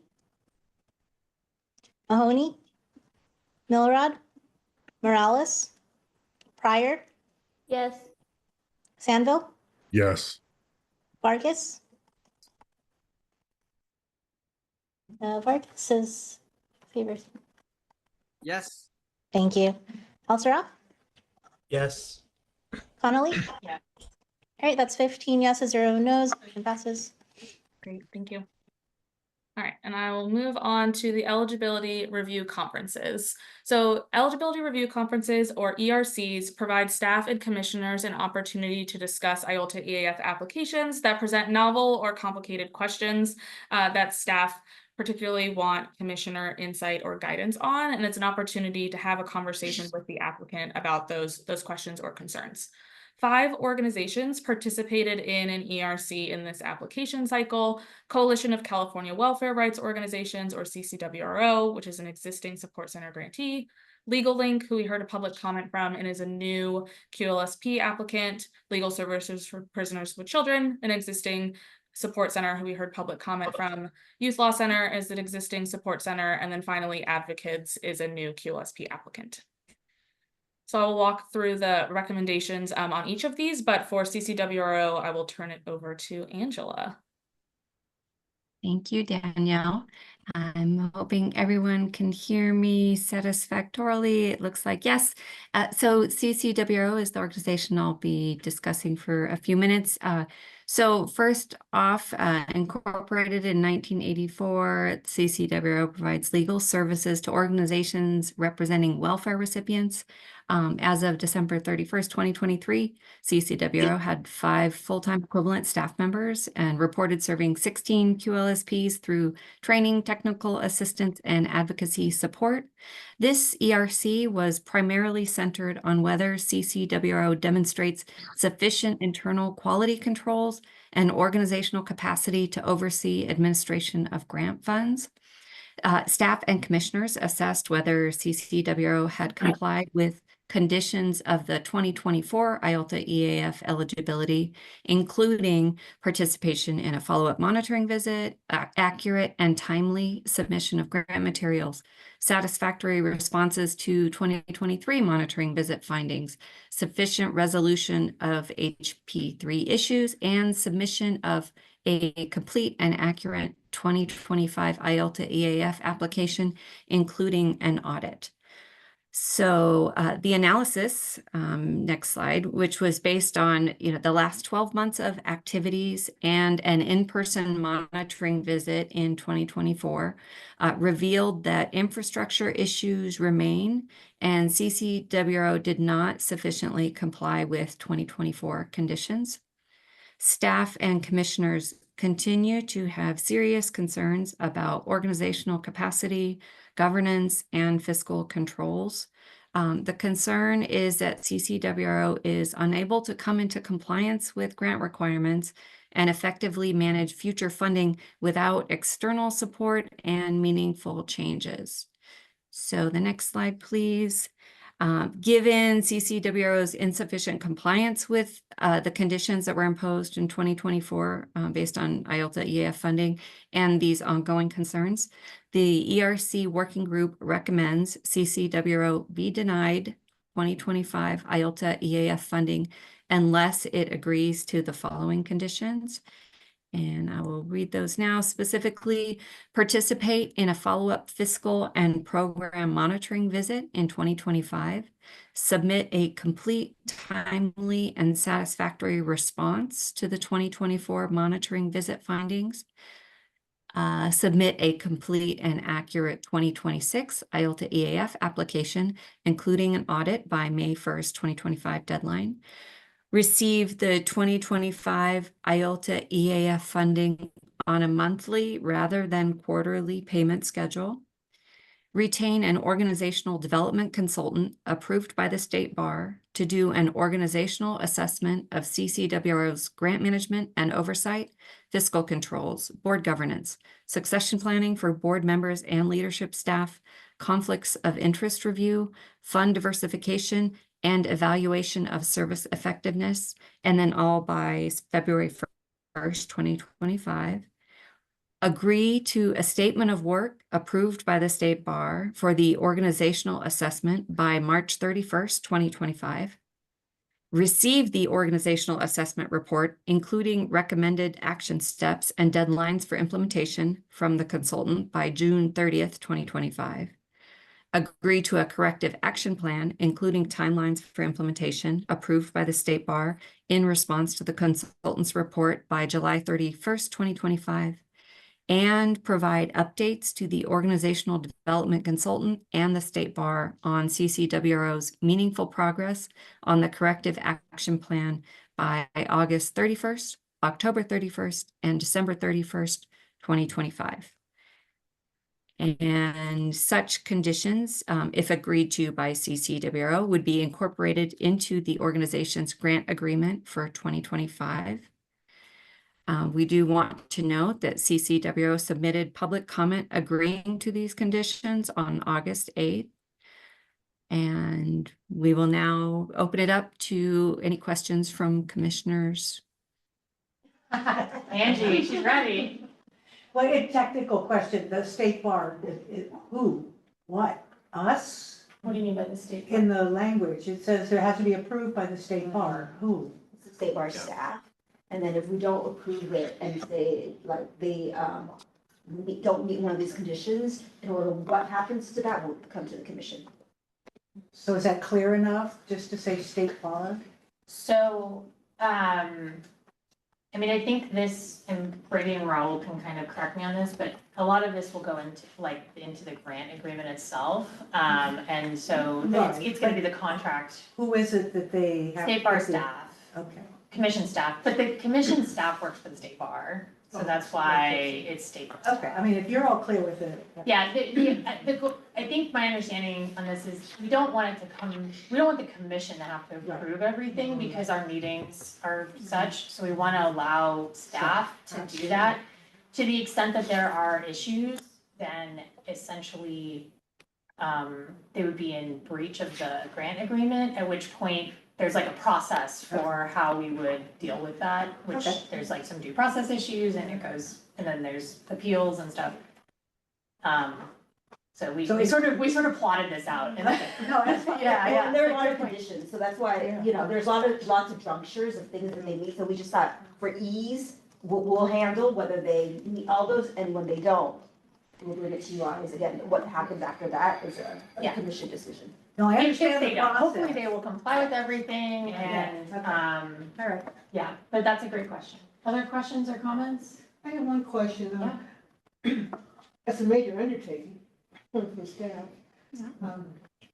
Are they responsible for hiring the organizational consultant and then that individual's approved by the state bar? Or they can do that independently, and what happens if that consultation doesn't result in what's expected? Yeah, so I think, and again, Dawn, in your group, I was on the sort of ERC, so this is why I'm sort of jumping in on some of the thoughts. And that's, and Catherine also is on it, so please jump in if you think I'm mishearing anything. The point of it was that they should go out and find the person.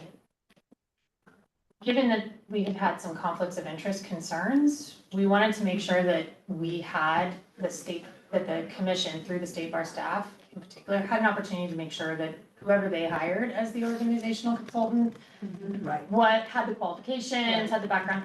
I don't think there's an expectation that it's like, we are going to sort of dictate anything. It's just to make sure it's not, someone who might have conflicts of interest, and to make sure it's someone with like adequate, background to actually help them. So I think that's the expectation on this. So, The other thing I would say is like, I think our expectation is like, if for some reason the state bar staff like didn't approve, like CCWRO would also have an opportunity at like public comment to come tell us why they think it's still justified. So, but I think, I think state bar staff understands sort of what it is that's necessary and can also consult with, like, I'm happy to volunteer to consult. Catherine has worked on this CRC, so. The other question was that in your same paragraph there, the hiring the consultant, is the hiring by February 1st or the whole assessment done? Hiring. Yeah. So the idea is that the hiring's done February 1st. That gives them a lot of time, but also they will start getting new money, right? Next year's award is going to be pretty big. So they will get, we want to make sure they have, like, our understanding is that they can pay for the organizational consultant out of IOLTA funds. And that they would pay it. We're not picking up the tab because they're getting 1.7, 1.8 next year, which is a substantial increase, and they should be able to pay for our award. Yep. Yeah, but it can come from our award, so it doesn't, they don't need to find other money. And February 1, they would hire the consultant, and then March 31, so they have basically 2 months, they'll come up with a statement of work. Fairly similar actually to kind of what we did with our strategic proposal, right? So, like we had the contract, and then they sort of said, these are the things that they're going to do. And then, between March 31 and June 30th, the idea was like, that's the time in which the consultant would get it done. Obviously, if the delay is on the consultant side, my suggestion is, that there's some flexibility on the deadlines. What we don't want is that there's some lack of cooperation by the organization and then things sort of extend. So that's why we want to have that, make sure that this is moving forward, because we just want to ensure that the organization's infrastructure is like the. I mean, it's clear collaboration is really critical Yes. on all ends, right? The breakdown at any juncture will affect, kind of like a domino effect. So Exactly. that's useful. Okay, Yeah. thank you. Yes. So the 2024 recommendations for them, it seems like they haven't complied with them. I don't know to what extent they have not complied with it, but the stipulations for the award for 2025 are very similar. And there are a lot more requirements. So how can we ensure they weren't even able to comply with the 4 or 5 from 2024? How would we know that these additional ones, would they comply with those? Yeah, it's a great question. So first off, I should say, while I don't think that they fully complied, I think that's the staff's finding. There were certain like steps that they are trying to take. It's just that there's a lack of, I think, sophistication about what is actually needed for them to have sufficient infrastructure, and that's why. Okay. I think the other issue is we, because these will then be sort of put into the grant agreement itself, they become, I think, understanding is like more enforceable, like, so it's They're not breach of just contract that. if it's Yeah, not. it's not just eligibility, it's like a breach of contract, so then you can like, essentially like bring a case against them if necessary or go through the appeals. So there's a little bit more of a heavier stick on it. I think the other thing is, their work we understand is still valuable. Our goal here is to make sure that we don't want legislation that we can to like not continue. What we want is for them to like improve. Right. So the goal was, I think, to have this organizational consultant basically come in and sort of like work it through with them and try and get them into like the shape they need. And given that there was a lot more money going in, we thought this actually was a good time to do it because they have, hopefully the finances to do so. Does that address? Yeah. I don't know if they're gonna comply. We don't know. Try. We don't know. So were the stipulations in 2024 not in contract? No. Was that, okay. Oh, They were not part of the grant agreement. okay, formalized. Okay. This time, what would happen is these would they would get put into the contract that they sign. Whereas last time it was sort of within we have a certain amount of authority, but not necessarily for the, that we can sort of impose on our own. I understand. I mean, there were concerns, and I think had the working group gone the other way, we did check with OGC to see if like this commission decided to say not find them eligible, would we have enough? And we would, but I think the idea is not to be punitive here because they do provide services, and so we want them to have an opportunity to try to correct, right, and not go to the extreme kind of, though we would have the latitude, and I think the evidence and all that to do that. I don't think we want to do that. Yeah. So I have a question. So we've had a lot of problems with this, or issues with this organization, and not just with this grant. I also recall that there were significant issues with the homelessness prevention HP3 grant. Can somebody remind me of, because they're also on either a monthly or quarterly program on that grant as well. Can you remind me of where we are on that and whether they're complying with the conditions that we set for that grant? Heidi's probably the best person to speak to that. Yeah, so they are caught up in making all of the necessary adjustments, with the exception of they still need to do budget modification, but they're within the time frame for that. They have caught up with their monthly billing, and they are doing it appropriately now, and they've got a methodology that's in place. So we did disallow costs, so they did have to remove those from their expenditures because they could not support those. But they are caught up with the requirements as right now. And they're now they've almost spent down all the unspent funds from the two prior years. So once they finish, I think they're just, within spitting distance of that, then they'll start getting reimbursements for the third year that they haven't received any third year funding yet. And we're doing it on a reimbursement basis for the rest of this year. What were the costs that they couldn't substantiate? It was mostly personnel related costs. What does that mean? It means they didn't have supporting documentation to Adequate time tracking. Yeah, they didn't have anything to show that the time they reported as expenditures was actually performed in HP3 related activities. And because this is a federal grant, the CFR requires that. And so despite a lot of efforts, they were not able to support many of their personnel activities. I just wonder if it's appropriate to ask was the organization, any organization that has a lot of infrastructure challenges, having a consultant would be a good resource anyway, whether they get the funding or not. So my question is, was there a significant transition, challenges going on within the organization that kind of precipitated this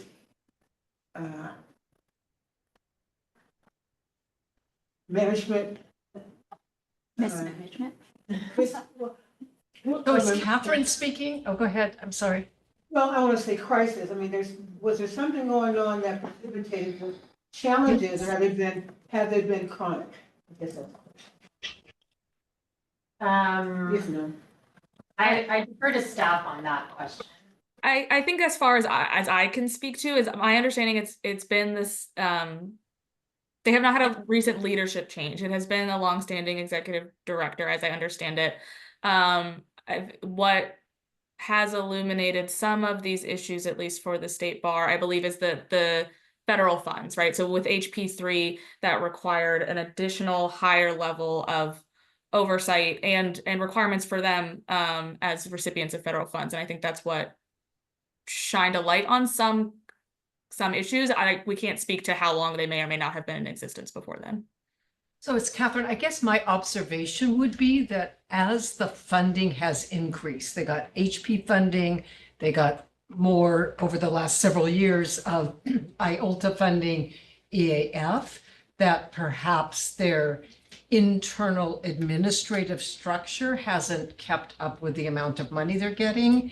And it sort of through that combination of the things Danielle said, and then these eligibility and budget reviews sort of brought to light the inadequacies of the admin structure, their fiscal policies, their accountability. And I view this as an opportunity for the organization to step back and look at what they need, given the significant funds they're now responsible for, and to sort of make the changes that they need as an organization without regard to who the director is. But maybe there's a need to hire some other kinds of administrative staff that would allow for better accountability about what they're doing. So the increased scrutiny provided an opportunity to kind of refine what the expectations are and continue the funding and. Yeah.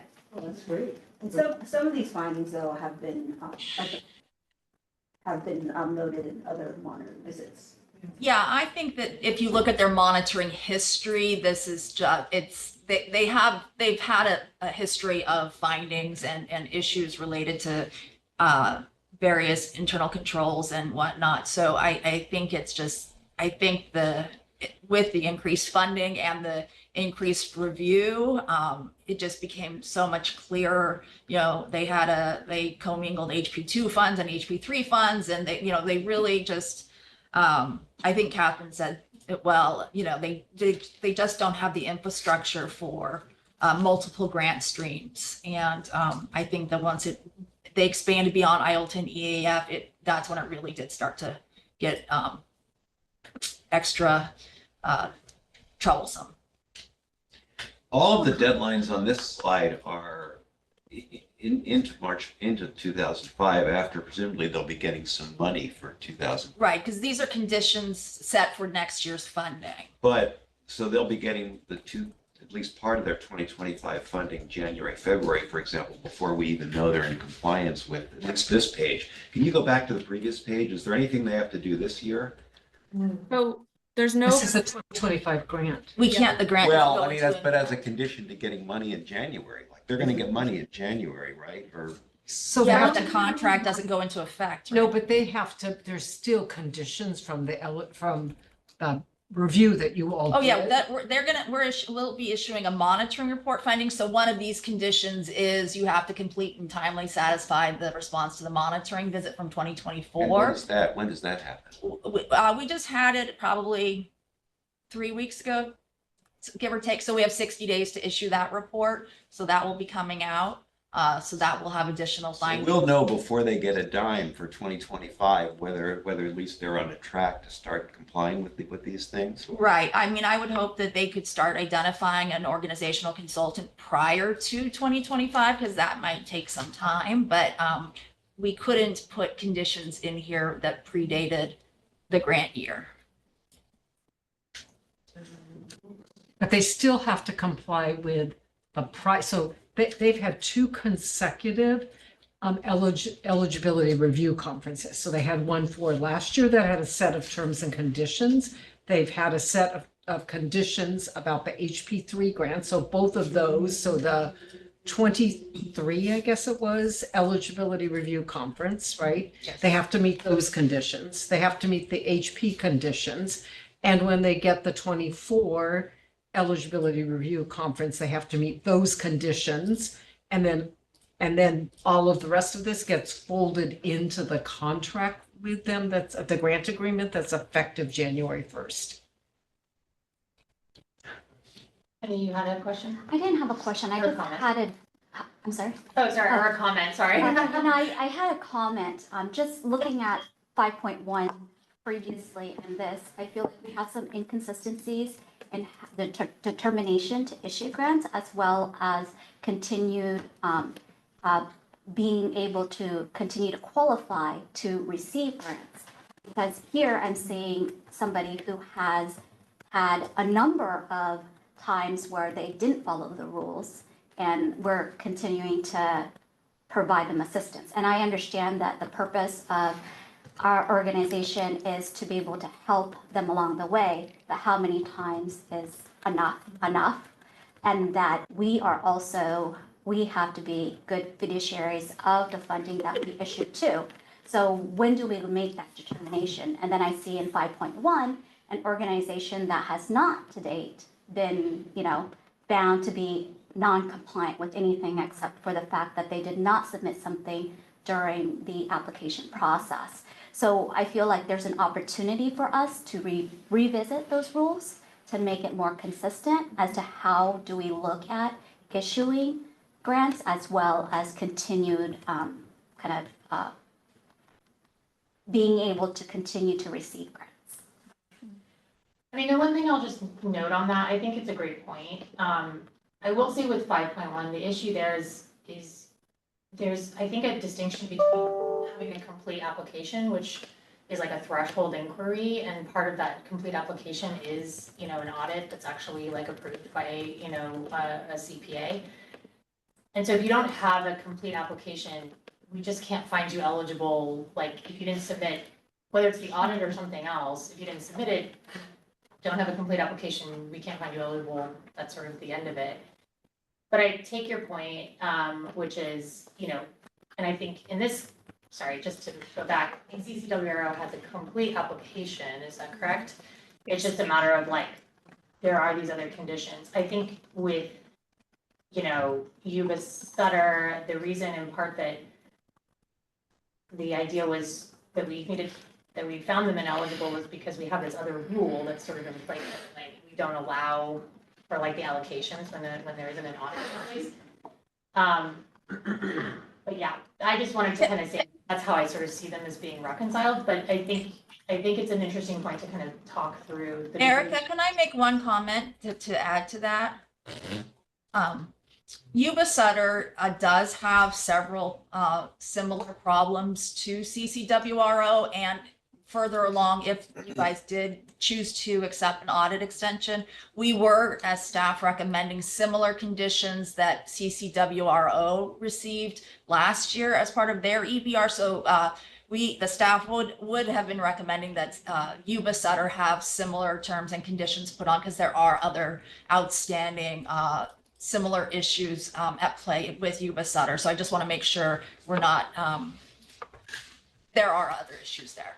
There is we are, but more generally, I think we are doing sort of fiscal controls and quality control rules and trying to figure out exactly what role those should play in sort of eligibility and our oversight. And so very much welcome your input on that. So you have sort of a compliance background as far as how we should incorporate those in. And so I'm on both of those working groups, so happy to have a chat generally. But also come to any of the rules committee meetings while we're doing it. But I think it would be, and if you'd like to join the working group, let me know. But it's a great point. How do we kind of do these in a way that's equitable for everybody? Absolutely. And that's a great point, because it's like how do you establish the boundaries? You want to be flexible and lenient. They're all service providers, but there is the accountability, right? And at some juncture, limits have to be set. And the question is how long do we extend ourselves in terms of that goodwill? Well, and as I pointed out with the audit extension side of it, is we are also subject to audits, right? And we have to show that we are doing sufficient oversight of the organizations and making sure that we have made sure they account for the money so that we can account for the money. And so it's I think an ongoing tension, especially now that we're giving out even more money, right? The tension is growing as far as how much to be obviously trying our best to facilitate the work that these organizations do, while also being very responsible for money so that we can continue to be sort of a really grant making, environment, ecosystem. We're not in a humor. Other comments or thoughts on this? Okay. Danielle, Angela, I'm not sure which one of you guys wants to move forward. Do you want a resolution on this, or do you want to continue on some other stuff and then? I was planning to continue on to the other ERCs and do a resolution at the end, but if the commission wishes to take a different approach, that's fine with me too. No, let's keep going. Okay, great. Thanks, Angela. The next ERC took place with LegalLink, which is a new QLSP applicant that provides direct legal services to indigent Californians through a clinic model, and also provides capacity building, training, and technical assistance to community justice workers, or CJWs, that work at other non-legal nonprofits. We heard a public comment from LegalLink earlier this afternoon. The ERC with this organization primarily centered on whether those services provided to CJWs could be considered civil legal services to indigent Californians. So part of the QLSP application review and eligibility process is determining whether the organization's primary purpose is providing free civil legal services to indigent Californians, and organizations make deductions for work that is not qualifying, does not go towards those activities. If the qualifying work is 75% or more of the organization's total expenditures, it is presumed to meet that primary purpose requirement. But the commission has also generally found organizations whose qualified expenditures are between 75% and 50% to meet that primary purpose requirement as well. And so this ERC centered on whether those expenditures related to their CJW work could count towards their qualifying expenditures on civil legal services to indigent Californians. The ERC determined that those CJW services were not to indigent Californians and were instead more akin to the trainings and technical assistance that a support center might provide to legal providers. It's not an exact one-to-one match, but the ERC determined that their services were not quite qualifying services as a QLSP, again, because they were not being provided to indigent Californians. The ERC recommendation, therefore, is to find that CJW work non-qualifying and to have LegalLink deduct it from their qualifying expenditures. After making those deductions, LegalLink's qualified expenditures are about 52% of their total corporate expenditures. So again, they're below that threshold presumption for primary purpose, which is at 75%. Nevertheless, the ERC recommends that LegalLink be found to meet the primary purpose requirement and be found eligible for 2025 IOLTA EAF funding. In addition to their oral public comments earlier, LegalLink also submitted a written public comment. Happy to take any questions or comments on this ERC.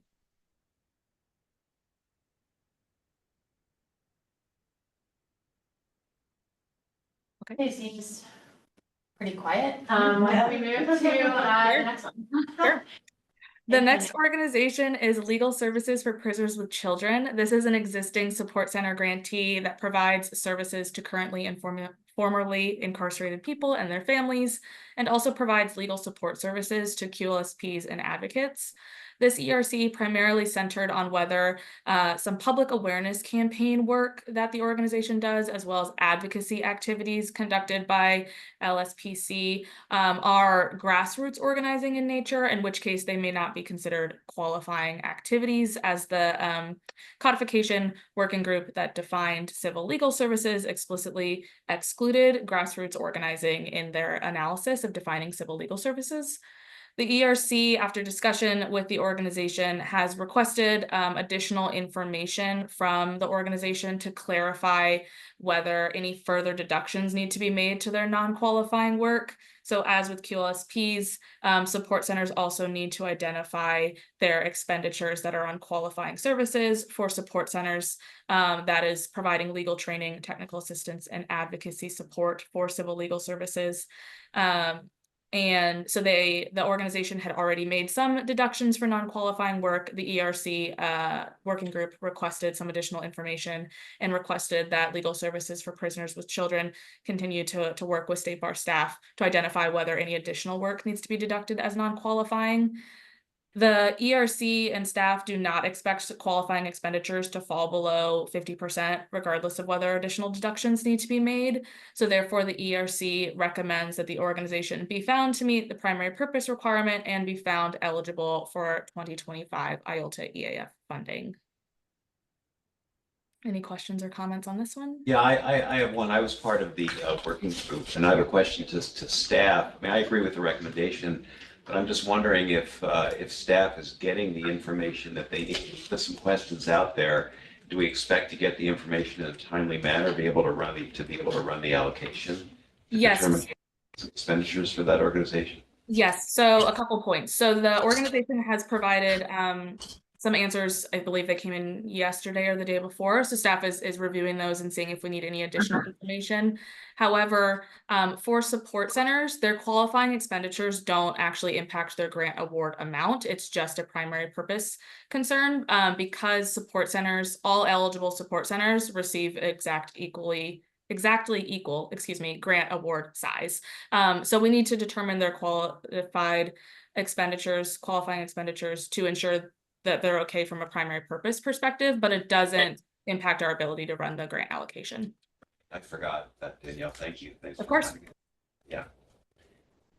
I just have this for my own clarity. Do they distinguish client advocacy as qualifying for QSLP versus other types of advocacy? I'm sorry, can you repeat or rephrase the question? Oh, sorry, go ahead, Erica. But I was just clarifying, so they're a support center, so they're supporting QLSPs. They're Yes. supporting Okay, QLSPs, okay. but one of the issues is I think they do other work, which support centers are allowed to do, but whether that work is sufficiently legal services is part of the question. Is that right, Danielle? Am I saying that correctly? Or maybe not. Part of the question is whether the advocacy work that they're doing is adequately tied to QLSP activities or is in support of QLSP work. Yes. Okay, which accounts for a significant level, but not primary purpose, right? So counted towards primary purpose, but maybe I'm wrong. Danielle, just to clarify, that the working with QLSPs is in support of the significant level, not primary purpose. Primary purpose is broader. Yes, primary purpose, the work should be supporting legal services providers. They don't necessarily need to be QLSPs insofar as receiving IOLTA EAF funding. That's correct. Okay, thank you. I learned more about the support centers. So. Yeah. Thank you. Even the support centers are still learning. Other questions or comments? Okay. Okay. Hearing not a lot or nothing, why don't we move forward? Great. Man, we have the ERCs this year. The next ERC was with the Youth Law Center, which is also an existing support center grantee. Youth Law Center provides legal education, advice, and assistance to lawyers and advocates related to child welfare and juvenile justice. This ERC primarily focused on the qualifying nature of YLC's Quality Parenting Initiative, or QPI, which is an advocacy support initiative for children, youth, families, and advocates. Youth Law Center believes that QPI work is qualifying and is an advocacy support strategy for systems change. They argue that this work uses legal knowledge and skills to provide trainings on the legal rights of youth and foster care. A lot of the discussion in this ERC, as I understand it, focused on Youth Law Center's interpretation of some particular governing authorities. One relates to lay advocates, which is a term used in the support center eligibility guidelines. Specifically, the guidelines state to be considered legal training, legal technical assistance, and advocacy support. Those services must be provided to attorneys or lay advocates or others involved in the direction or operation of legal services projects. And there was some debate and discussion, amicable debate and discussion, to be clear, between the organization and staff and commissioners about the use of the term lay advocates in that phrase in particular. Youth Law Center describes lay advocates as individuals who are responsible for ensuring youth resources and benefits mandated by law, which is slightly different, I think, than how staff has traditionally read that guideline, but is not necessarily an inappropriate reading given the codification, or excuse me, given the governing authorities as currently drafted. Therefore, the ERC recommends, absent greater clarification of the governing authorities, recommends requesting no further deductions from YLC's qualifying expenditures, and recommends finding Youth Law Center eligible for 2025 IOLTA EAF funding. However, the ERC does recommend that the Rules Committee working groups that are evaluating support center codification topics, looking at these governing authorities and the wording, and finding opportunities to clarify the governing authorities as appropriate, discuss these issues further, particularly the lay advocates term, and putting some bounds around what may or may not be considered a qualifying advocacy support activities. Again, happy to hear questions, comments, concerns.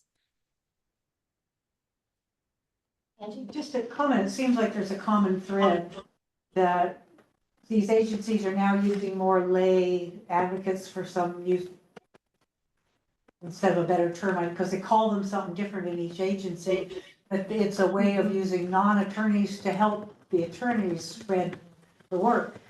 If that's new, if that's a changing model, I think we should recognize it.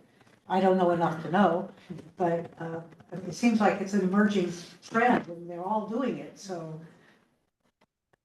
Yeah, I think, we did, in the Rules Committee, there was sort of a change as far as like what qualifies and what personnel's work to do that, and we sort of tried to address the social work can really participate with this, paralegal work, right? So I think it's not entirely new to kind of to sort of have this idea of that it's not just the lawyers who do the legal work, right? That there's a lot of support for them.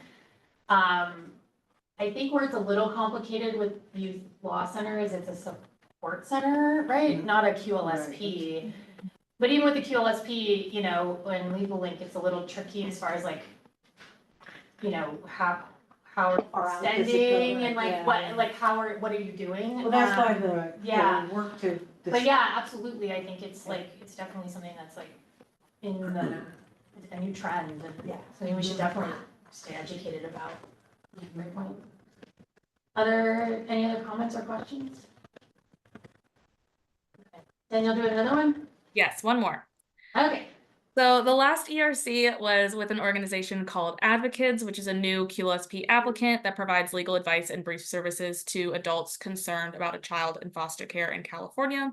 This ERC primarily centered on whether Advocates services could be considered civil legal services to indigent Californians, particularly because Advocates does not income screen the adults that they serve, and instead propose that their services are for a benefit of a group or class of indigent persons beyond the organization's client. So there is a State Bar Rule 3.674F that says civil legal services for the benefit of a group or class of persons beyond the beyond the legal services project's individual clients may be considered services to indigent persons if the legal matter is primarily for the benefit of indigent persons or disproportionately impacts indigent persons.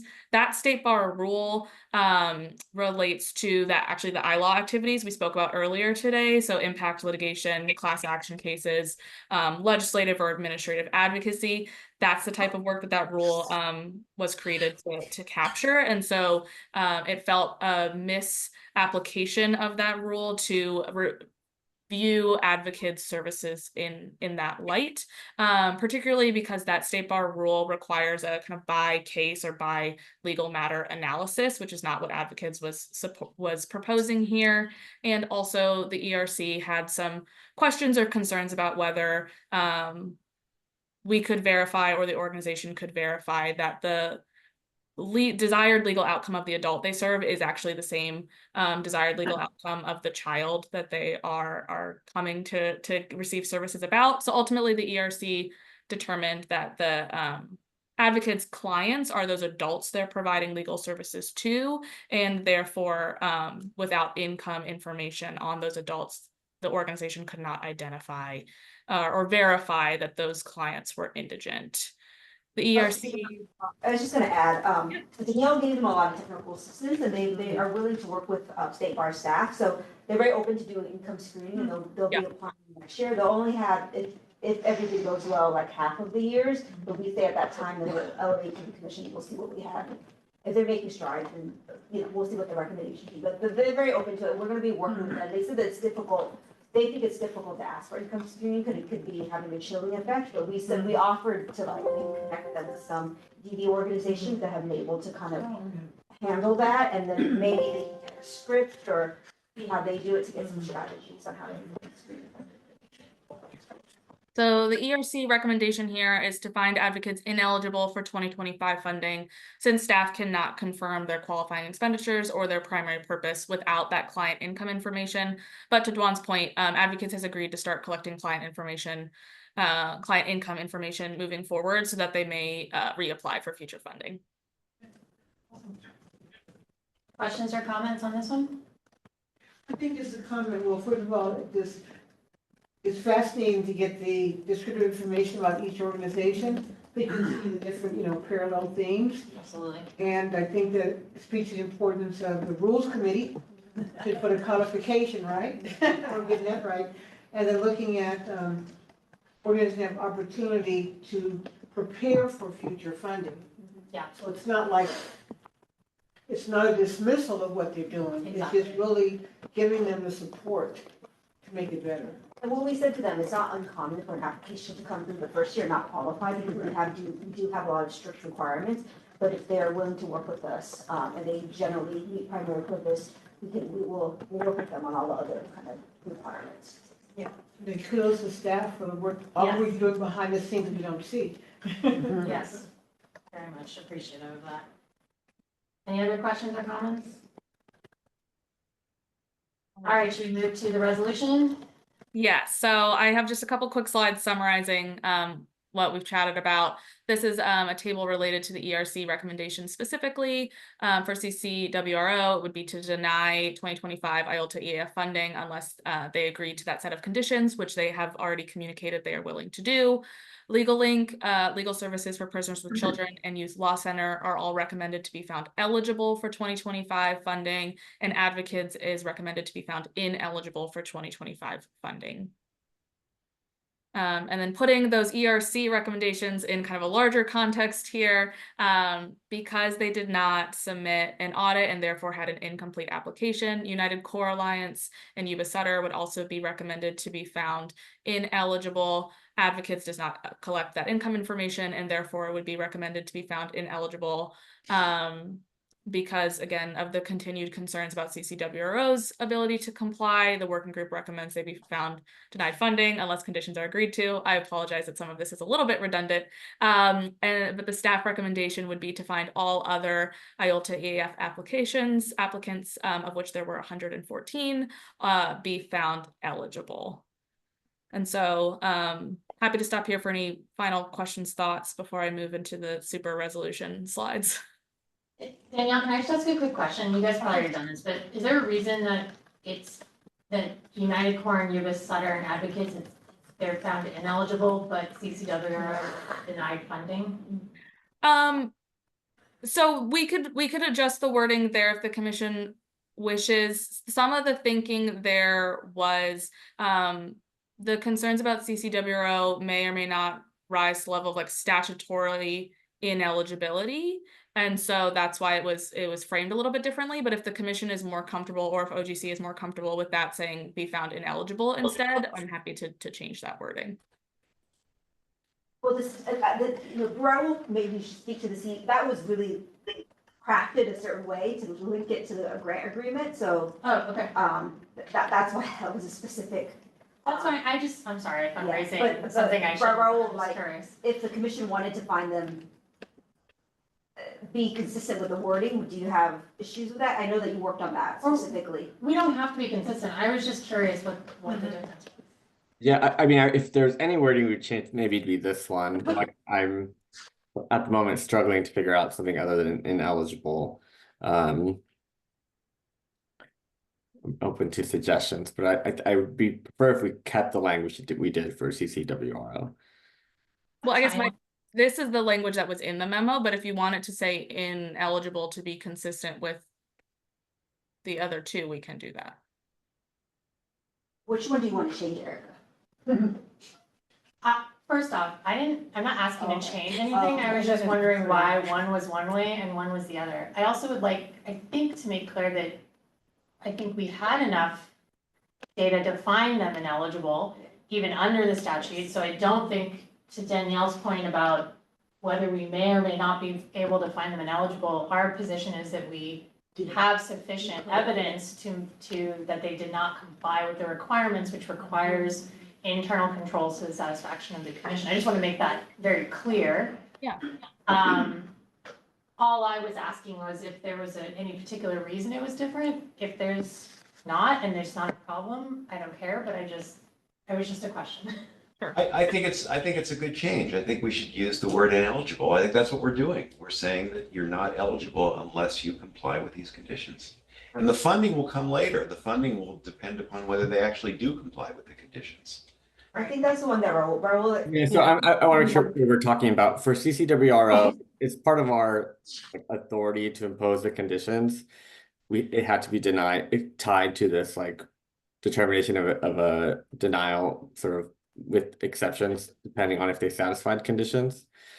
Here, I think the ineligibility determination makes more sense because the applications weren't submitted. So I do think it's important that we keep the sort of like a conditional denial for CCWRO. Okay. I do think there is denial. The language in the rule is denial or termination. So I think that might be the basis for it. Okay, that's fine. I was just curious. If OGC says it's denial, then that's fine. It was more of a question than a request. I'm sorry. I didn't mean to. So I mean, there was rationale. So it wasn't Perfect. Catherine has a So question. Catherine, no, I really don't have a question. I just like, if we're done debating what the right word is, I was just gonna move the resolution because. Sorry, not trying to debate, just There. Okay, so Catherine's moved. I'm happy to put, it's over a couple slides because it's a big one. So I'm happy to kind of go through all of the I slides. think you need to read it to us, but why don't you just show us? Sure.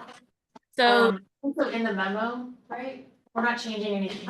I feel like you just showed it to us, right? So. Oh, okay. So yeah, so it is changed from the memo because Yuba Sutter is now being found ineligible because they did not get their audit in on time. But this portion is the 3 organizations that are found ineligible. This slide relates to denying CCWRO's funding unless they agree to those conditions, which are these have not changed. This is exactly as was in the memo. And then finally finding all other applicants listed in the attachment as eligible for 2025 funding. Sounds good. So Catherine's moved. Do we have a second? Vanetta seconded. We can get the next page. Great, I'll go ahead and take a roll call vote. Alakani, Yes. Ball, Yes. Blakemore, Yes. Campbell, Yes. Escobedo, Belkin, Yes. Gonzalez, Yes. Fong, Yes. Iskin, Yes, abstain as debate setting. King, Yes. Klein, Yes.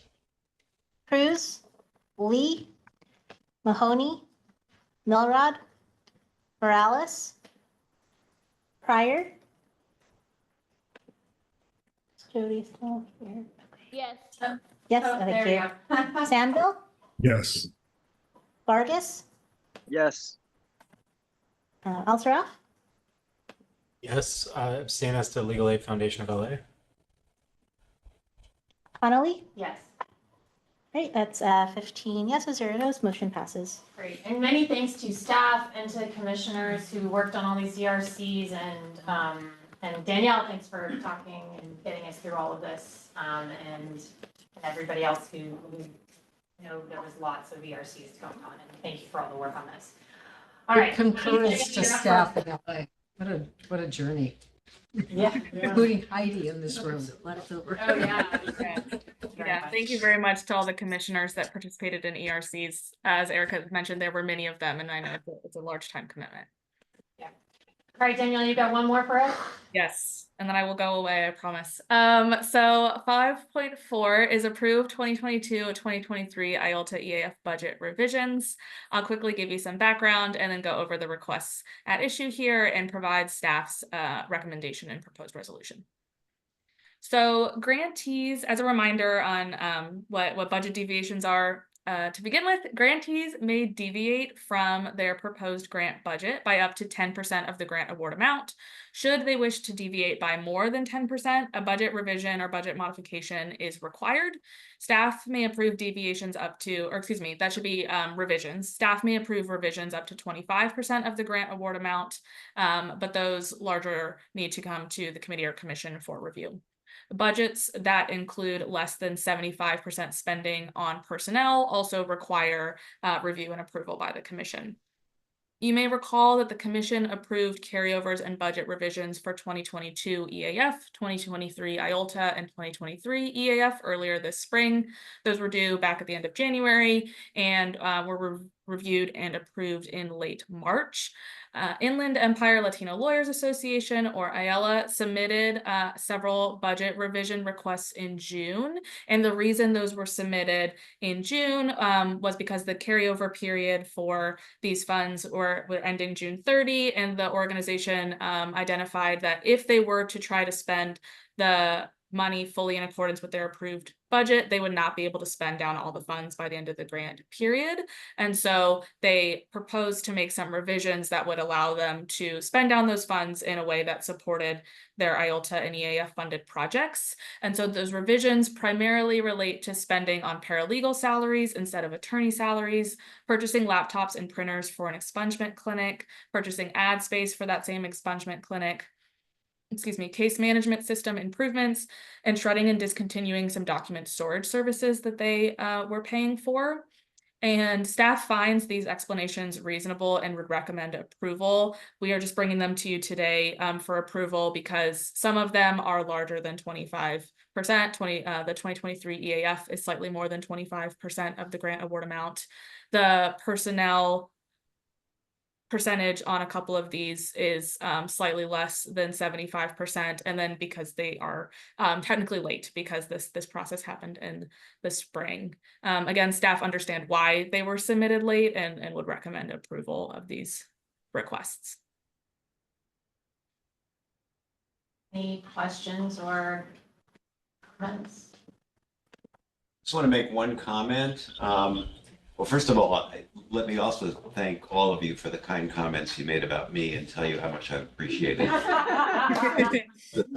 on the commission and getting to know all of you. But just as sort of a parting idea here, I guess I would suggest considering revising our rules so that the relevant committee takes up deviations that are greater than 25%, maybe up to 50% or something, limiting what you bring to the commission to really, really large deviations. I don't think the commission needs to be voting on 26% budget deviations. It seems like a waste of time.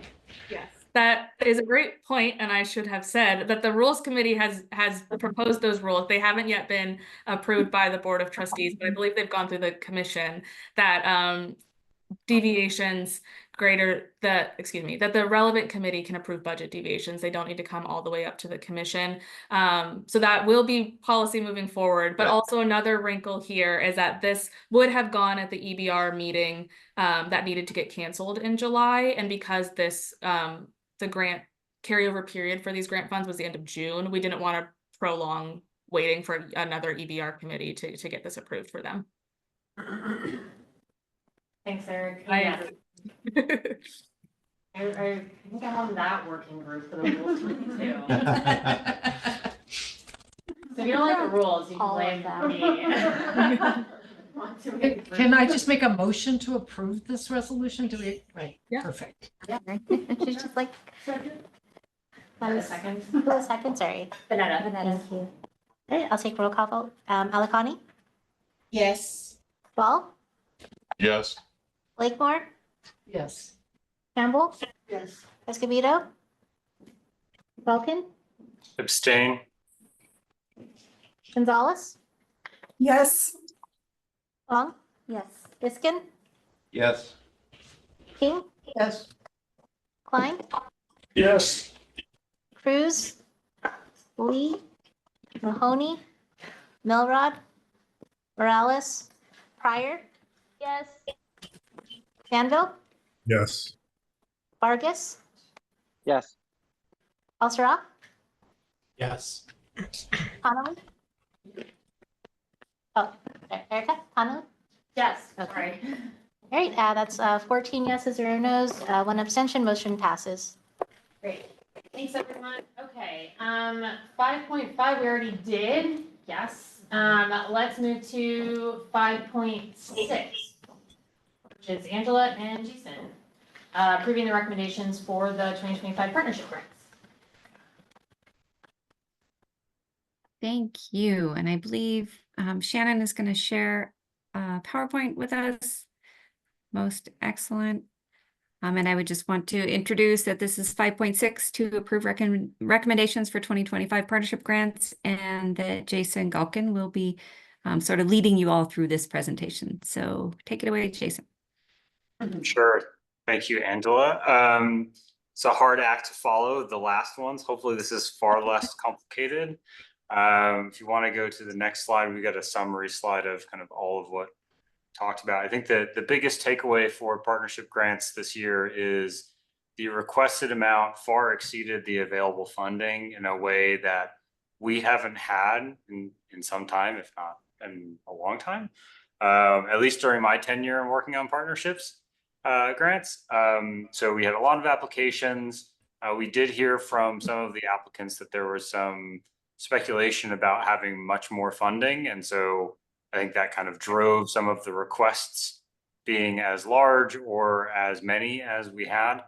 Unfortunately, for one reason or another, that money did not manifest. And so we found ourselves trying to figure out a maximally equitable way to distribute basically about 50% of the requested funds and funds we actually had. So as a group, we worked through all of those proposals, and we tried to. We had there's a appendix, I think, or attachment that was shared with all the different scores. We did break out the committee members and staff in calibration and in review. So each of the applications was reviewed with committee members and staff to try to make sure that we were all in alignment. It doesn't resolve the overarching issue of the number of applications and the amount of money we had. We tried really hard to look at multiple ways of, we'll call it splitting the funding based on the scores that we had, primarily looking at either ways to maximally distribute the funds across as many of the requests as possible. What we found was that in order to spread it that much, we had to spread the funding very thin across the grantee, the requests.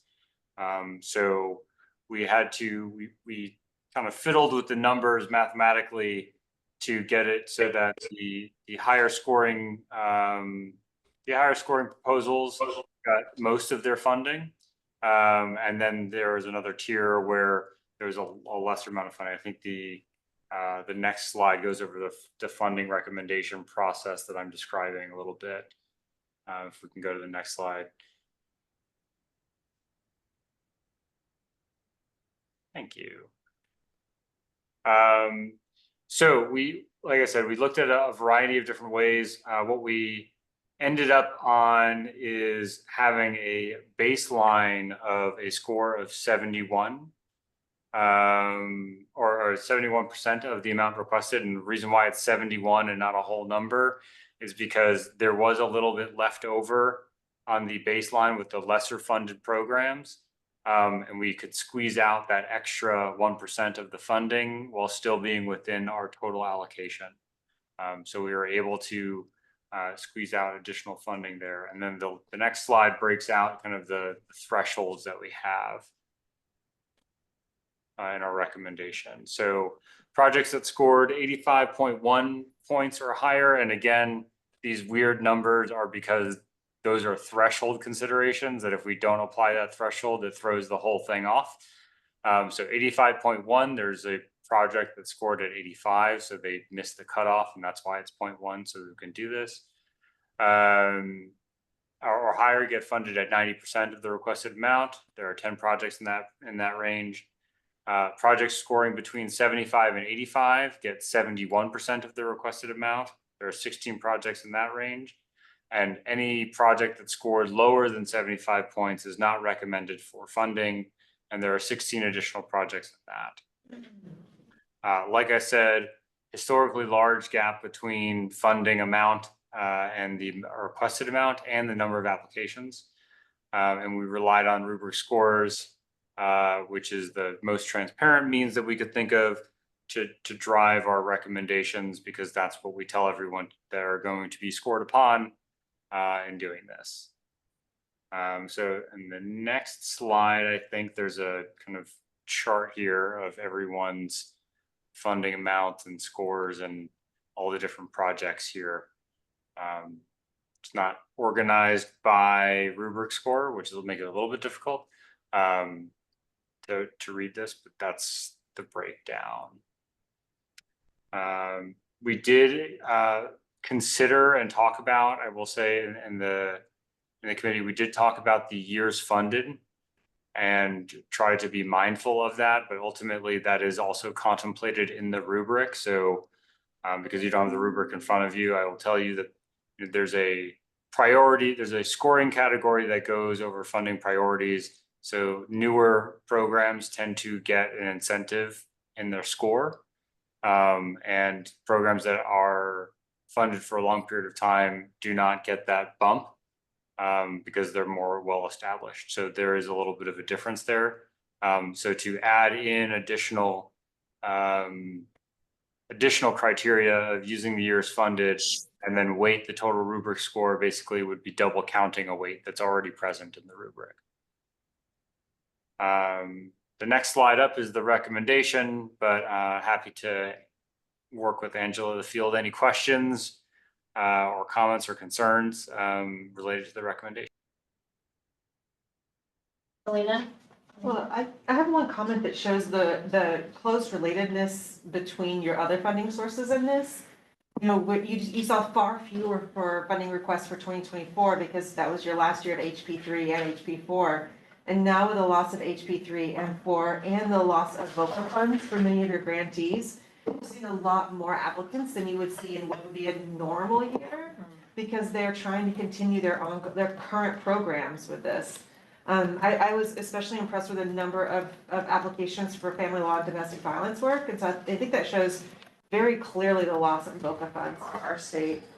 Some organizations are already doing layoffs because of losses of these core funding sources. So, although you're looking at this for just partnership grants, I think it really shows how connected all of your funds are.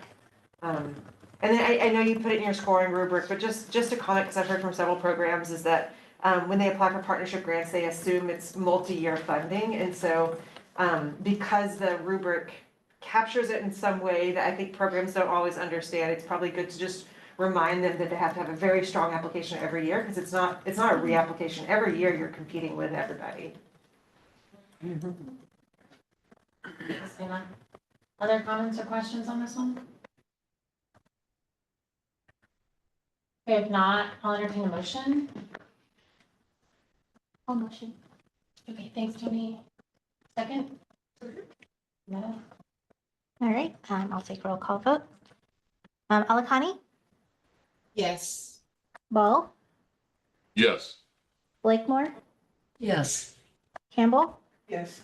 Escobedo, Falcon, Yes. Gonzalez, Yes. Kwong, Yes. Biskin, Yes. King, Yes. Klein, Yes. Cruz, Lee, Mahoney, Milrod, Morales, Pryor, Yes. Sandville, Yes. Vargas, Yes. Alsroff, Yes, abstain as to Legal Aid Foundation of LA. Connolly. Yes. All right, that's 15 yeses, 0 nos, motion passes. Great. Thank you to Jason and Angela and the Partnership Grants Committee for the work on Oh, that. can you note that I abstain as debate static as well? Oh, yes, yes. Yeah. Okay, with everyone's indulgence, we're gonna take the reports a little out of order just to make sure we get there's a couple of reports that are actually quite important for everybody to hear, and I understand it's Friday afternoon, so we want to make sure everyone hears these reports, so we're gonna take them a lot of order. So we're actually gonna do the 5.10 next, which is the report on the audit reports. So Heidi and Michael are gonna present to us. I think it's just me. Oh, sorry. Good afternoon, everybody. So we are in the process of undergoing, one of them's complete, 3 different audits I'm going to bring you up to speed on. And I do apologize. The single audit was supposed to be an attachment in today's meeting items, but because of some confusion, it did not get included. If you would like to see the single audit, it is available on the Board of Trustees July meeting as well. Okay, great. Thank you. But just to remind everybody, organizations that expend more than $750,000 a year in federal funds are required to complete a single audit. So we are bound by that requirement because of our CalHFA and HP3 funding that we expend each year. So this is just an additional fiscal audit that tests additional requirements related to those federal funding sources. And so in May, the audit was issued. It is a clean audit. There are no findings. And those of you may remember last year, there were 2 findings that were related to internal controls in our IT department. And so those have been resolved. So this audit has no no findings. And so both years, the work of our office, though, there's been no findings related to our work. So that's the first audit. The second audit is each year, we are required to do an annual legal service trust fund program audit, and the Business and Professions Code has been updated recently, not like last year maybe, to require an additional set of audit deliverables. And so that requirement is that the State Bar must conduct an audit to ensure that awards made by the Legal Service Trust Fund are consistent with the statute, rules, and other governing authorities. So we've been working with a firm on that portion of the audit requirement. We are expecting the first the draft of the 2022. So we started with the 2022 year and are working our way forward. We're expecting the draft of the 2022 or not findings, but the audit to come today.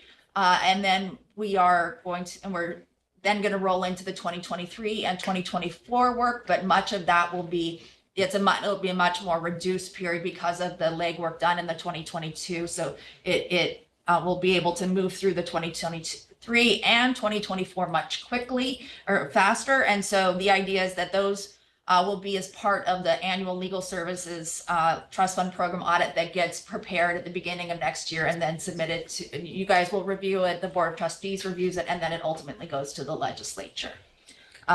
So will we get copies of those 3 distinct audits before it gets folded in, since they're going to Yes, be done? yeah. That'd be great. Can I Thank get you. a question?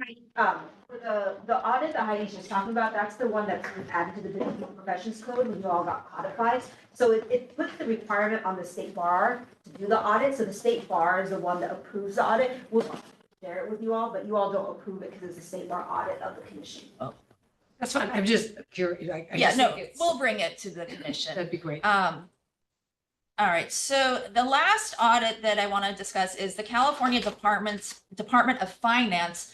Their Office of State Audits and Evaluations has been conducting an audit of our HP3 funds, that not just us, but of Judicial Council also.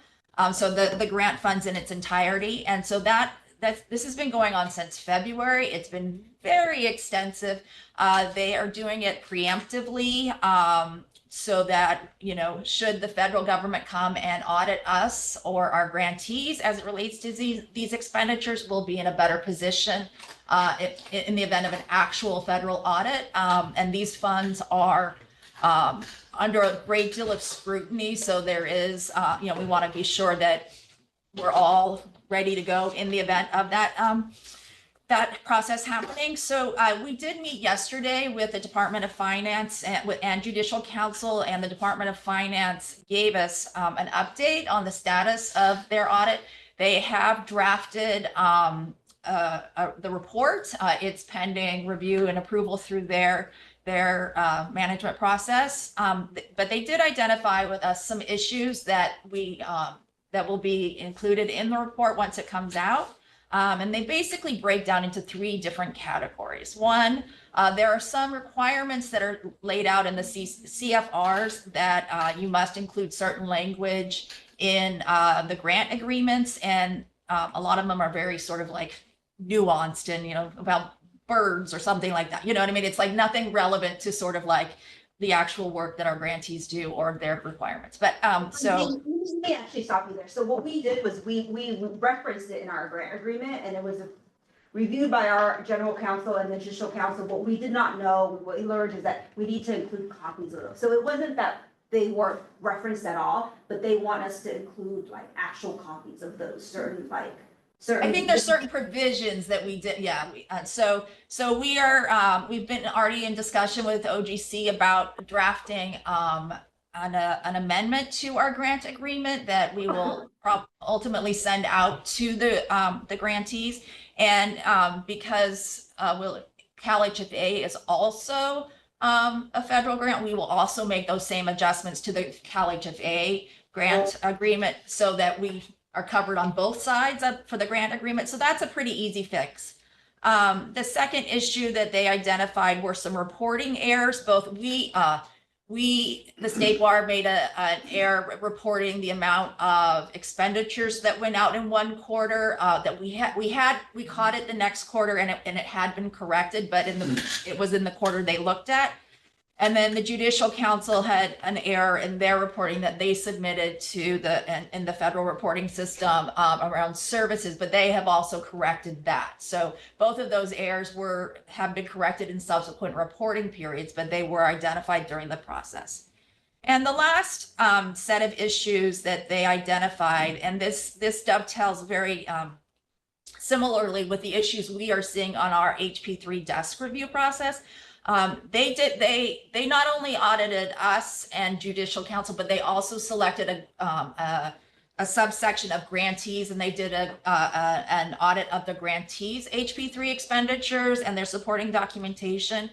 And 3 of the organizations, they have questioned costs related to, again, their personnel and being able to support their personnel expenditures with time and effort reports or other substantiating documentation that would show that the work the staff member performed benefited the HP3 grant. And that's one of the requirements of the Code of Federal Regulations. And so we internally, they recognize that that the State Bar has developed a monitoring practice and that we have identified many of these same issues in these same grantees, as well as others. So they were happy that we had the mechanism to address these issues, and they acknowledge we are working with the organizations to try to develop corrective action plans so that we can get those expenditures either supported or help them, identify ways to support those expenditures, or ultimately we may have to disallow some costs as we did with CCWRO. So we recognize this is a big struggle for a lot of our grantees, and it's been a big learning curve for a lot of them, and they've been caught off guard. We are planning to do a webinar at the end of this month, specifically on how to resolve these findings and how to get to the other side and support their expenditures they've reported. And we, because we do have we have several grantees who fall into this this category of not having great supporting documentation for the expenditures. And so we are going to try to help provide technical assistance and guidance so that those findings can be resolved by the end of the grant period, which is coming in December. So we have a lot of work ahead of us. But so those are the 3 audits that we're up against. And if you have any questions, I'm happy to talk more. Can I add too, because we have heard feedback from grantees, like Heidi saying that they were caught off guard by our desk reviews and then some findings that came through. So I do want to acknowledge that their concerns are real, because there were a lot of requirements pulled out for this first time that we've administered funding. And we did have a webinar that early on to kind of educate everybody, but because there was so much materials, I think some of this was buried, and we did not highlight it for them, the kind of the necessity of it. It's not that we didn't share the requirements, but there were a lot, right? And now I think coming on the other end, the fiscal team has identified 2 clear things that seem like patterns. We didn't know they would be patterns, because I think that it was a learning curve for us too, to be able to identify it. But I do want to acknowledge, programs that we're trying to be in this together, and when there is a desk review audit, it's again not punitive. Most programs are working with us to kind of correct that, and that's all we want is supporting documentation. I think if we were to do it again, and if we were to have another opportunity in federal funds, I think we now know what are the pain points that we did not know at the outset. So I am feeling kind of the pain of the programs, but we're trying to do the best we can. Yeah, because ultimately, if we are audited, or our grantee is audited by the federal government, their standards are very high. So we want to do the best we can so that they don't at a later date get, disallowed costs and have to pay back money that, they've already spent. So it is the intention is to try to put them in a good light. And I think it's a little bit, I would say it's shocking for programs, because we are pretty flexible with IOLTA funding. So I think some of this requirement just caught off programs off guard. So I think the next time that we administer federal funding, I think we will be really clear that, you know, programs need to really have infrastructure and the supporting documentation. If not, you should really consider whether you should be in a position to apply. And we didn't say that at the front end because we were really grateful to have federal funding and we were gonna try to work. And, you know, we don't have a lot of programs that have compliance issues. And these can be corrected, so hopefully now they'll have the infrastructure the next go around with the federal funding. There'll be kind of some very similar requirements, so. Can I say one more thing, just kind of relevant to that, which is that the very first federal grant we ended up administering just chronologically was the HP3 formula grant. And then the HP3 competitive was like a month later, and then CalHFA was a few months later. The HP3 formula was also, it's like eligibility criteria were part of the Budget Act for the year where it was created. And so its eligibility criteria were kind of written into the law in such a way that a lot of programs fell into eligibility under the Budget Act. But that was the only moment where a federally funded grant that our office administers had like formula eligibility. Since then, it's all been competitive. So questions could be built into future RFPs about your ability to administer those dollars, but that very first one would have been a little harder. Here's the question, so are the federal grants a new experience for this? The last few years, yeah, so the two federal grants is that one tranche of homelessness prevention, and then our foreclosure grants from the California Housing Agency. Oh, so it's a new. So we had to build the infrastructure. Right. Yes. I think a lot of this maybe came with like pandemic funding yeah, and people trying to prevent homelessness and then COVID, and so a lot of federal money came out. And I mean, what I will say is like so much credit to staff in like pulling this all together and like doing such a great job. I know that yes, DOF is telling us there's like little things for us to tweak, but like really so much kudos and so impressed that the kinds of things that we're getting feedback on are like, make sure this attachment is to this grant agreement. Like, that's great. Like, okay, I'll take that, right? Like, we can fix the technical stuff and a lot of gratitude to the work that the staff is doing with the organizations to help them get this up. And yes, I mean, the nice thing is we're doing this, we're doing it well, and the next time we can really, that there's a federal funding opportunity, we can say look, we've done this, we have the infrastructure. So thank you, Heidi, your team, all of those getting us through. I mean, we wish we could have done it earlier, but we are going to hire 5 new staff. We're going to build out kind of that technical assistance portion to be more supportive of the programs. I mean, I'm still impressed, but yes, happy that you guys can have more people so that people can sleep and eat and have lives. All right, anything else, Heidi, on this? No, that's it, unless there are other questions. Any other questions? All right, I do want to then, let's turn to 5.11 and then we'll go back to our orders. And that's Chris. He's going to talk to us about Title 4E funds for legal services related to foster care. So maybe another new grant? Yes, speaking of federal grants, the this is not one, but they are federal dollars that we want to make sure you know about. So I have a few slides for you. So actually, before I show you the slide, let me just do a little bit of introduction. So there already exists a mechanism at the federal level to reimburse for the costs, and to my knowledge, most or all states, but certainly in California, there already exists a mechanism. These are with reference to the Federal Social Security Act to reimburse the costs of, quote, administering foster care programs in states to use federal dollars. It's like a uncapped entitlement fund, up to 50% of the costs of those foster care programs in states. And a state entity in California, our state entity that would do this is CDSS, the California Department of Social Services. a state entity can request those reimbursements for that state's foster care program administration. So here in California, CDSS requests up to 50% of the costs of foster care program administration to be reimbursed by the federal government. The other 50% of California's foster care program administration costs are matched with non-federal dollars. I think they have to be qualifying non-federal dollars. So this is a program that already exists in California and other states.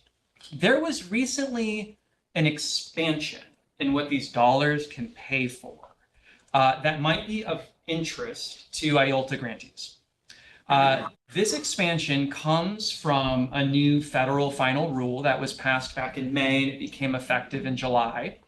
The federal, I'll advance the slides now. So the entity that passed this rule is called the Administration for Children and Families. Its acronym is ACF.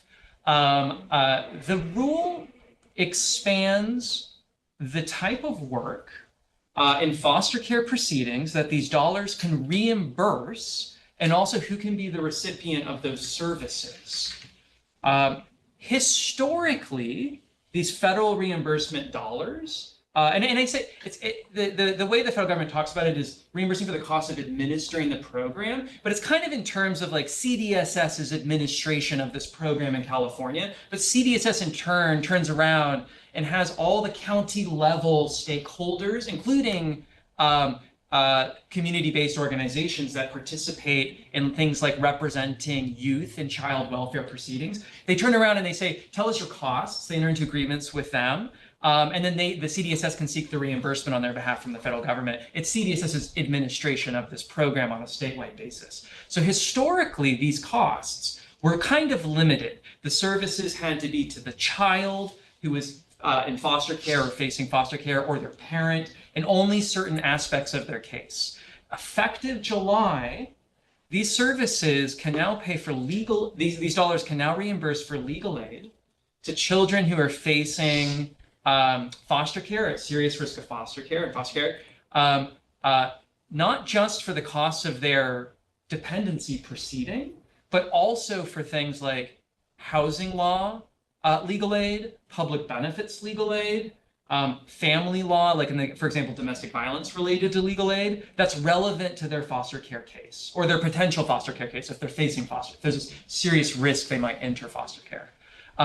So there's an expansion in the scope of substantive law topics that the attorney for the child or the child's family can now work on and seek federal reimbursement for, and an expansion in who can be the recipient of the services. Previously, I think it was kind of mostly the child or their parent, but now it can also go to relative caregivers and others. So this is the, I'll just leave this slide up for a moment. That third bullet point kind of gets at what I was just talking about. I put in bold the pieces that, to my knowledge, are new. So some of that was already there. So the July 9 rule expands the existing practice such that Title IV agencies, so that's kind of what the dollars are called, Title IV dollars, can now seek federal reimbursement for attorneys to represent a child in foster care, serious risk of foster care. That was already the case, or for that child's parents. But what expanded is now they can do that for relative caregivers or Indian custodians in foster care. And then this is the big one, the big expansion that I think is relevant to IOLTA programs. And for other civil legal matters, if you look at the next bullet point, the second to last one, CDSS, our Title IV administering agency, has said that will include things like housing, public benefits, restraining orders, etc. So CDSS and the State Bar of California are collaborating. This is a very, very recent, you're kind of hearing about this like almost as soon as it started happening.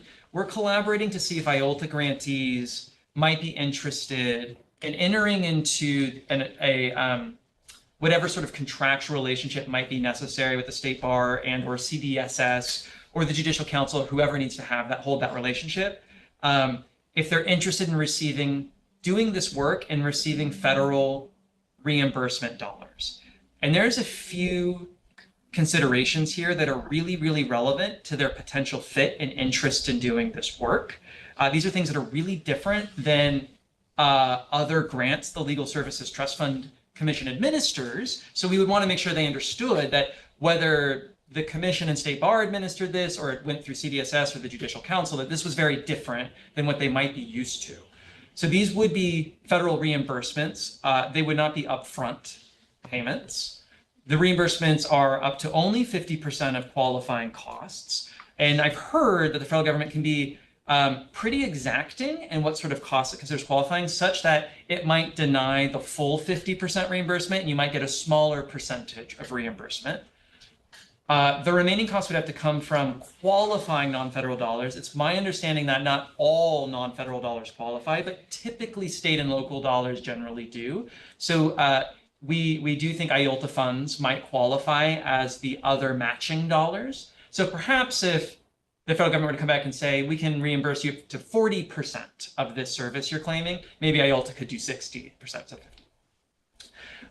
The types of, and this is the part that I think really needs to be defined for IOLTA programs to make an informed decision if this is a good fit for them.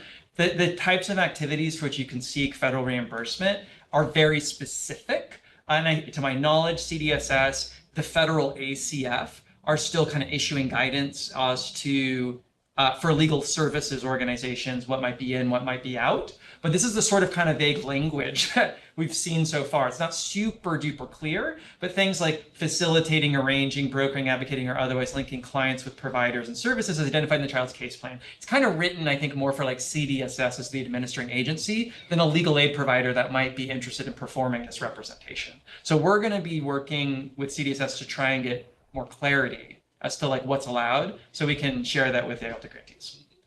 Things CDSS had said is already in bounds would be, and this is part of the expansion, the substantive law expansion. They were saying public benefits advocacy that's relevant to the foster care case is now allowed. So they said things like advocacy and administrative proceedings for public benefits would now be allowed. The legal aid provider could claim that. Generally, just as a process matter, CDSS would be in the position in the eyes of the federal government of being the one to actually claim the reimbursement on behalf of the programs it does this contracting with, or if it goes through the Judicial Council or State Bar, ultimately it's CDSS that claims it.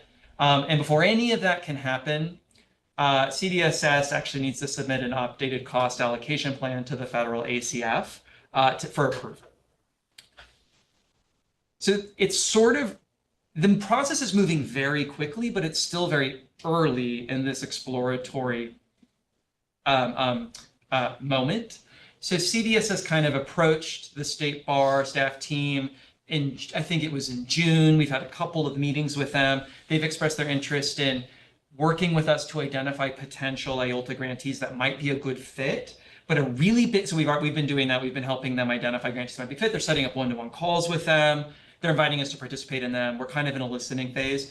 What I think we're going to be prioritizing very soon is making sure the CDS or the IOLTA grantees can make a very informed decision if entering into a contractual relationship where they might, through CDSS, be seeking reimbursement from the federal government for up to 50% of qualifying work. Like they can make an informed decision if that's something they can do, want to do, and like kind of really everything Heidi was presenting on are in like a safe position to do.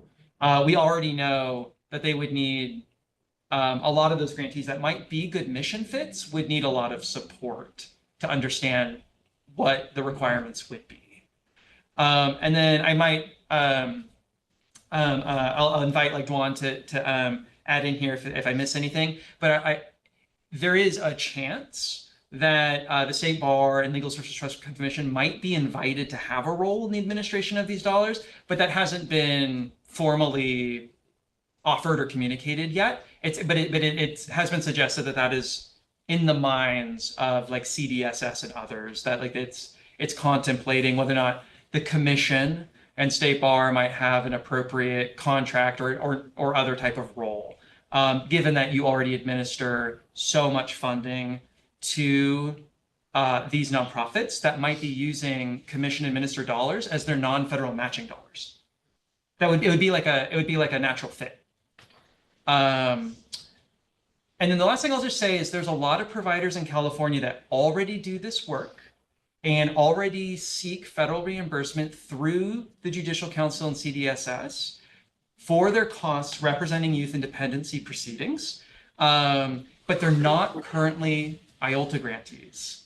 They you know, and we were not assuming they would become IOLTA grantees.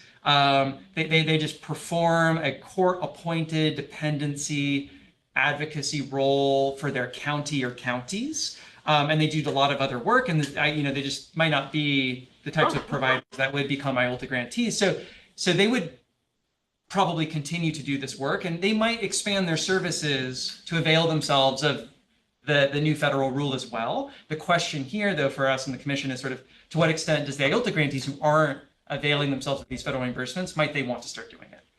Duan, I don't know if you wanted to add anything to that presentation. Yeah, I mean, we've had a lot of substantive conversation with them. We have stopped short of like coming out and asking us whether, but I think it's moving in that direction that the ask is gonna be coming. And so we wanted to give you a heads up because what we asked them is kind of what the timeline for this is, because we do have a process, right? You all, the commission has to approve that you want the staff to engage in this, you have to kind of work backwards. So I told them, like, I gave them a rough estimate of where CalHFA grants took about, 4 to 5 months to start up. This is much more complicated, I have to say. They are still trying to figure out a lot of things, but I think the representative said that really roughly that maybe early 2025 is when they would like the money. So it's really quick, and that's why we wanted to bring this to your attention, because there is a strong likelihood that we'll be coming with a proposal in November. If things move even quicker, I wanted to give you a heads up that say there was like no flexibility and like we would try to call an ad hoc meeting. I don't know if that's, again, we don't want to surprise you in an email, so that's why I had Chris pull together some slides to give you a heads up, because these things move fairly quickly, and if they move, I'll be updating Erica, and then we'll either at the next commission meeting or an ad hoc meeting. But this is all kind of exploratory right now, and we've been really trying to provide them as much information, because even if we're not ultimately the administrator, to help them maximize that federal matching. But it does seem like they are going to ask us. And then Catherine has a question in LA. So I guess I'm trying to understand the similarities and differences with like the dependency court appointed counsel. And earlier this year, there was some discussion, I think with LAC in particular or others, about their eligibility for IOLTA. And some of it had to do with how did the money flow to the people, right?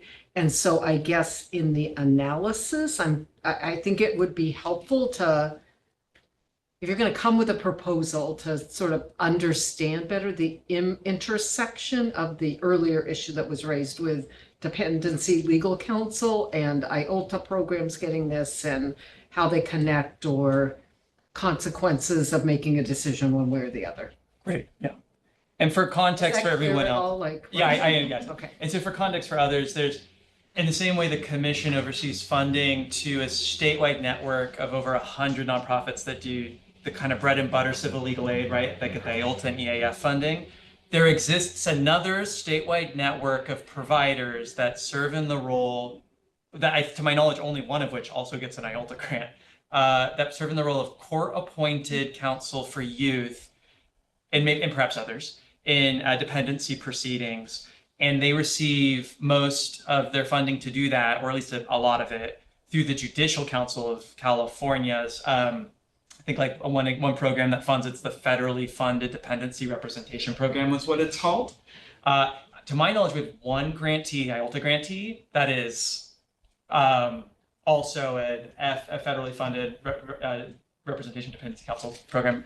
But what Commissioner Blakemore is putting her finger on is actually there's a tremendous amount of overlap in their missions and the type of work they do, such that like that they could qualify probably to be IOLTA grantees, a lot of them, if they applied for it. So CDSS is like, well, of course they might want to expand their services under this new federal rule. They already are seeking federal reimbursement dollars to do this work. Now they can just seek these federal reimbursements to do more work.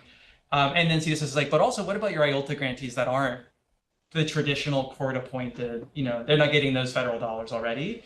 Do they want to jump in and start doing this? And I think that introduces an interesting, well, if the IOLTA grantees start jumping in and doing this, and then will they want to jump in and start being IOLTA grantees? And there's an intersection They there. did want to be IOLTA grantees, and there was some concern about the size of the programs. And maybe some conclusion that if it's sort of funded through the government, through the judicial count, like, anyway, I just feel like there's very interesting intersections that we should proactively sort out before we make things more complicated than maybe we would want them to be. Yeah, and I'll speak to that because we're very well aware of that wrinkle. It's unlike the CalHFA grant where we know that the whole community wanted us to kind of distribute that money because everybody welcomed it. This does add a level of complexity. And we have been in conversations with Selena. Chris and I met with a couple programs that do this type of work to just get kind of a hand on, should we even be exploring this, or is this something that they want us to kind of back off because it would send mixed messages in terms of inviting more grantees that we may not want to because it could be disruptive to the IOLTA community. So these are like really kind of difficult questions. From the very small sample size of groups that we met, they gave us the green light, and Selena, let me know if you heard otherwise, to kind of at least explore and see where this takes us. I don't know if the staff has a recommendation right now in terms of having the commission kind of jump in and administer these funds, but we are trying to be the best partners we can to CDSS at this point, and in terms of like what is feasible in terms of the matching and giving them the data. And then, like I said, we'll craft a recommendation for you all, but yes, that is a big ripple. Administration. Yeah, and so I appreciate the collaboration, and social services is a great partner in many things. I just think whatever the recommendation is has to explain like the wrinkle and what the intended or unintended consequences of making a decision might be, so we can think through that. That's all. I had a question. To me, it sounds it's wonderful and exciting to hear about new sources of funding.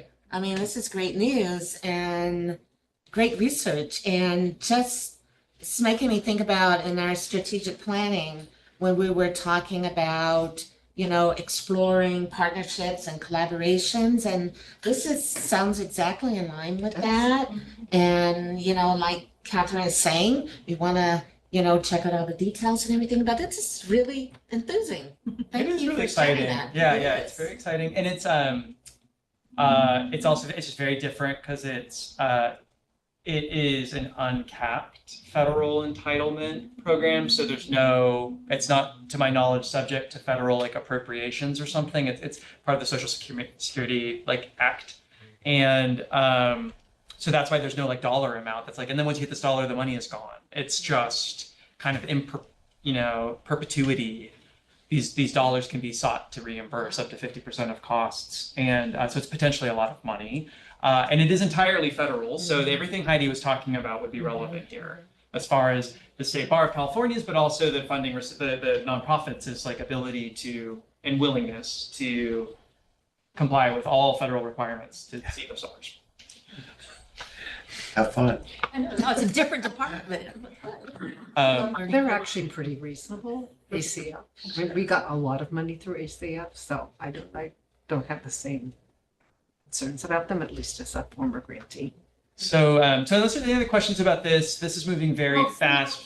Oh, Selena had a comment. And Benetta was before me too. No, and Benetta, yeah, sorry. Sure. Well, speaking as a liaison, we're very excited about this opportunity. We've been doing a lot of work trying to open up other federal sources of funding for legal aid. And this is very promising because we do believe that organizations are already doing some of this work and don't realize they could capture the data differently to draw down federal dollars. And we're very lucky that we have former legal aid attorneys in CDSS.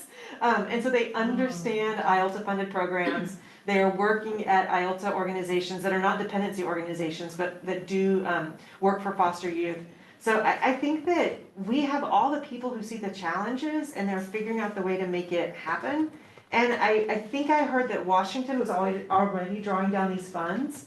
So I think this is a huge opportunity for organizations to provide what we sometimes call as pre-petition work for these families. And so I'm just saying, I'm very excited, and we've been having a lot of conversations, and the State Bar to me seems like a natural way to fund this work because you already know the work of your grantees. And one attorney from an organization that we met with was actually the administrator in another state, I can't recall right now, Chris Salini, right? Oh, New Mexico. New Mexico, Brian, I think, Blaylock. So we have attorneys in the community that are like, have become our de facto consultants. So again, we're not gonna be doing this, our recommendation will not happen in a vacuum. Selena's referred us to the attorney that was at CDSS, and that's how we made that connection. But it's pretty complicated with funding.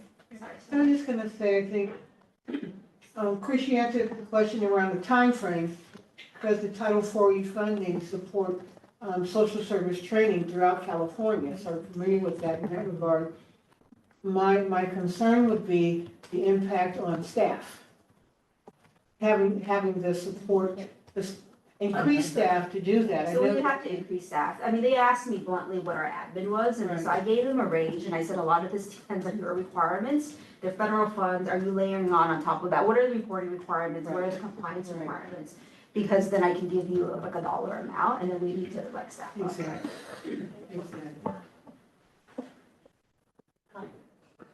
So, sorry, is the idea that the role would be like, when our organizations are seeking reimbursement, basically we would sort of like do all the review and then basically go to CDSS and say, it's all good, all you gotta do is submit it? Yeah. Okay. Like an administrator. We would do everything to get the reimbursement. Yeah. The one other thing I'll just, which I anticipate your audience would do, is just, given that we're going to implement our strategic plan, to the extent that when you give the proposal, we can kind of highlight where that's hitting on the strategic plan. I think the Jacqueline's point like fits within that issue, but I'd like to. Well, that's we made this with the like goal. We made the strategic plan with the goal of being like, how do we pick and choose some of these things? Well, lots of. I just have to say, like, impressive work on the staff, like the fact that CDSS is like thinking about us and wanting to partner with us. Thanks to Selena for like making the connections on that. This is like a great opportunity, and obviously we'll see, and we'll weigh the pros and cons, but. And Chris is in all the legwork on this, so Thank you, Chris. Thank you, Chris. Sorry, don't get that. All the research and laying the groundwork. Advocacy. Yes. And there is another pot of funding, that hopefully we'll have good news on that we can report in November. That's related to housing. I think Chris is managing that too, but hopefully we'll have better news and we can update concrete. Awesome. Okay, so now we have a few more reports. I think our next one is Jennifer. She's going to talk to us about homelessness prevention. We're back at 5.7. Yeah, back at 5.7, sorry. Jennifer, you? Oh, perfect. Oh. Thank you. Sorry, let me share that. All right, so this is related to HP3 services and spending for 2021 through 2023. Just as a recap, we've spoken a little bit about HP3 today. The Legal Services Trust Fund Commission made 75 formula and 23 competitive HP3 grants for a total of $80 million to be spent over 3 years. As we've discussed today, that grant period ends December 31st of 2024. At the time that this report was written, grantees had reported on their spending and some services for the first 2/3 of the grant. So this is looking again through the end of 2023. So staff assessed progress towards deliverables for all 98 grants. This was both quantitative and qualitative. In terms of quantitative, we looked at cases closed as well as non-representational legal services such as self-help clinics, workshops and trainings, outreach events, and support center services such as trainings, convenings, and research and TA. And we compared those against application targets. We also did more qualitative analysis, including asking programs about services that are harder to count and aren't always captured on quarterly reports, which was the mechanism we were reviewing for this report. So these could be things like policy work or online tools for tenants.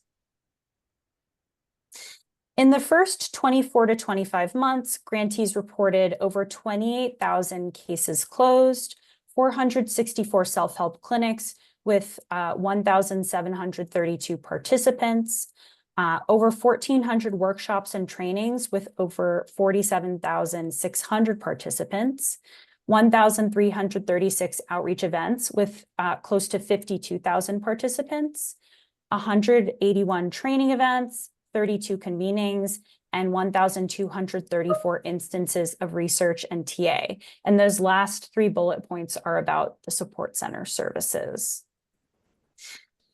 So a little bit about spending. HP3 grantees originally received 1/3, or about $26 million of their award each year.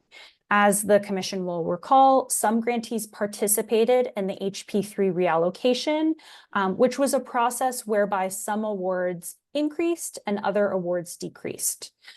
So in order to look at spending in years 1 and 2, staff compared grantees' expenditures to 2/3 of the original grant award if they did not participate in the reallocation, or 2/3 of their adjusted grant award if they did participate in the HP3 reallocation. Staff found that grantees spent 88% of 2/3 of their total grant allocation by the end of year 2, and this left 12% of funds unspent. Grantees spent more than 75% of 2/3 of their total grant allocation for 85 of the awards. For another 10, grantees spent between 50 and 75%, and 3 grantees spent under 50%. Staff have provided technical assistance to all grantees who had either underperformed in terms of services or spending. We contacted a number of grantees to make sure that they felt that they were on track and that they could achieve their deliverables by the end of the grant period. And when necessary, staff recommended budget revisions, which grantees have either submitted or will submit. So this chart just shows kind of a visual breakdown of the spending for years 1 and 2. I'll also note that some grantees have overspent, but for the purposes of our analysis, we adjusted those expenditures to 100% so as not to overestimate the amount of spending that had happened. And now I'm happy to take questions if there are any.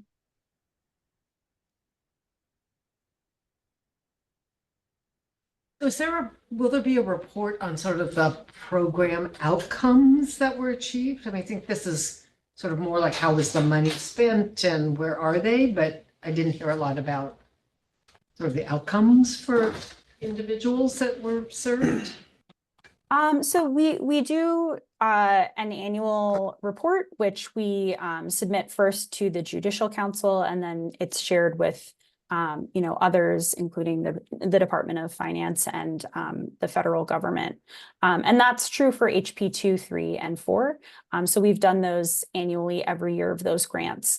So staff is currently working on this year's reports for all of those. And that provides a little bit more color to the services data that I shared with you earlier. Does that answer your question, Catherine? I think so. Do we get a copy of those reports? You talked about all the other places that went. Do they come to the commission then, or? I believe that in the past we've shared that with the commission, yes. Okay. So we'll get one of those sometime later this year? Those reports are, oh, sorry, go ahead. We do, we agendize them as part of once we given them Judicial Council, they sign off, we agendize them for our commission. Yes, and those reports are due generally in October of this fall, so they'll be available after that. Okay, great. One thing hopefully is as we kind of update our webpage, have like a library where we could kind of maybe have the report, like back in our reports and data stored. I don't know, maybe that's too big of an ask. Just throwing it out there. Great, thanks so much, Jennifer. There's not other questions or comments. Our next one is Care Court. This is 5.8, the report on the 2024-2025 Carroll County allocations and grant award amounts. This is how. Yeah, we just have a quick update on the decisions we made about distributing funding by county. Helen, you had a few bullet points, and maybe we should just go through them quickly, given the lateness of the hour. Helen, is Helen on? No? Yes. Okay. Sorry about that. I didn't see a pop-up to join as a panelist. Great. So I have a short report out, no presentation for item 5.8. On July 15th, the Care Court Grants Committee, under its delegated authority, approved the 24-25 Care Court award amounts to 4 QSPs and 1 support center, applying for funding and amounts for the county public defender offices. The 4 QSP award amounts, the 4 QSP award grants to provide respondent representation are Legal Aid Society of San Bernardino, Legal Aid Society of San Mateo County, Justice and Diversity Center of the Bar Association of San Francisco, and Legal Assistance to the Elderly. For JDC and LAE, which are the 2 last QSPs that I listed, the committee adjusted their amounts proportionally equal to the amount available to represent respondents in San Francisco County. This was because the final allocation of San Francisco County was less than what the 2 applicants requested. The committee also approved an award for Disability Rights Education and Defense Fund for statewide training and technical assistance to implement the CARE Act. And then after a public discussion at an informational meeting on June 27th, the committee, in light of the significant reduction in funding for Care Court from the amount expected earlier in the year, it was about a 65% reduction from the governor's January proposal to when the Budget Act passed. They approved 2 changes to the county allocation formula that was originally set forth in the RFP. All counties must launch Care Court by December 1st of this year. And then as of July 1st of last month, 9 counties have actually started Care Courts. So I'll just talk about the 2 changes in the county allocation formula that was that was in the RFP. The first one is that counties planning to launch on or October 9th will receive 9 months of funding. That leaves 2 months of startup costs. And then counties that launched on July 1st, they're receiving 12 months of funding. The county allocation formula in the RFP uses a general population-based formula. However, because of the decreased funding, a strict population approach would have resulted in many counties receiving amounts that the committee perceived as inadequate for the expected number of cases. Therefore, the committee approved calibrating the minimum amount of funding in the Budget Act using a 3-tiered approach. The RFP used a 1-tier approach. And then next year, we'll report back on the county's experience in the initial year of Care Court. The first cohort 1, as we call it, launched Care Court on October 1st of 2023. So they just completed 9 months. So the full year, the first full year of Care Court wouldn't have been completed until October 1st. And then we also discussed with the committee plans to revisit the county allocation formula once we get a full year of data. Questions or comments? Thank you, Helen, and thanks to Eric and the committee. I'm curious to see how things go with the Care Court. Both what we are doing and just more generally. Okay, thank you very much. All right, let's go to 5.9, the report on the reallocation of funds for CalHFA. Foreclosure. If I can make a suggestion, because 5.9, 5.12, and 5.13 are all Chris, maybe you can just do a consecutive order. That'd be great. Yeah, Chris, can you just can you do them all in a row? Yeah, and then they're all pretty quick too. So and none of them have slides. They're just spoken updates. So this is similar to Helen's, where I'm just going to describe what the executive committee did by way of exercising its delegated authority from the full commission. So in March, the full commission delegated authority to the executive committee to reallocate any California Housing Finance Agency foreclosure prevention dollars that become available. Like if a grantee relinquishes funds early or the State Bar of California has admin funds left over, the committee has authority to reallocate those to promote spend down. So we knew this would happen, but there were some funds available to reallocate. As of May, the committee did run a competitive reallocation process. For CalHFA, there's just 11 grantees, just as a refresher. It ran a competitive reallocation process. There was $416,594 available. $216,594, so $216,000-ish dollars, was from one grantee that volunteered to relinquish funds early because they knew they weren't going to spend down. They just kind of projected their spending. $200,000 of it was actually State Bar of California administrative funds to administer the grant, but the State Bar of California knew it wasn't going to need it and wanted to get into the hands of the programs if they could spend it. The 11 grantees had the opportunity to apply for those reallocation dollars. The sum of requests was actually less than the amount available. And so the committee did reallocate all of the funds that were requested, and there was in May, and there was still $80,784 left to reallocate. So the committee ran another reallocation in July. So there were two, since the commission has delegated this authority, to get rid of the other $80,784, to get it into the hands of the grantees that could spend it on qualifying work before the end of the grant period. So now all of those dollars have been reallocated. The second reallocation was, given the amount available, just a proportional reallocation, proportional to their award sizes. So for the second one, 8 of the 11 grantees opted into that, and they're getting a proportional amount. And now there are no more dollars left to reallocate, so they will go to foreclosure prevention legal aid before the end of the grant period. That's the update from the executive committee on its use of its delegated authority to reallocate CalHFA dollars. So unless there's any questions, I'll go on to the next item. Yeah. Okay. I don't remember if the next item is the interagency convening or the legal technical assistance, so I'm going to do convening. Okay. Great. So we're really excited to talk, and then I'll talk about our legal training and technical assistance. Is that okay? Did I pick that order? Okay. Since we're going out of order anyway. Yeah. So we're really excited to talk about, or to let you all know about a California state, as opposed to say federal or local, but California state interagency convening that the State Bar is co-hosting with the Legal Aid Association of California and the California Access to Justice Commission. So 3 entities bringing state offices together to talk about how legal aid in California can help state agencies deliver on their public missions, like how the state departments and offices can deliver their services to Californians, not like how legal aid delivers its services to California, but like government delivers its services to Californians effectively, efficiently, and equitably. It is inspired by a collaboration that already exists and has existed for at least 10 years at the federal level.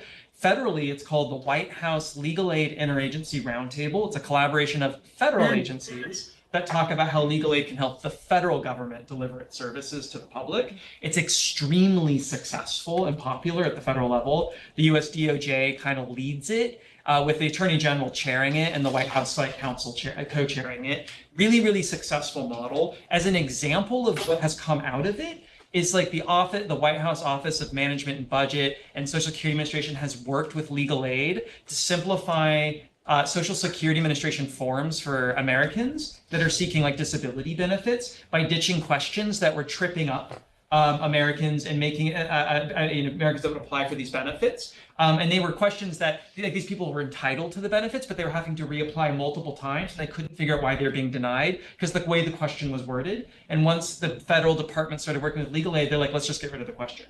And so that's like it's like everyone wins. And so we're going to have a convening on September 12th in San Francisco with about a dozen or so state departments and offices to talk about whether and how to replicate something like that, or it can look totally different, but essentially how to like try and replicate the success of that here in California.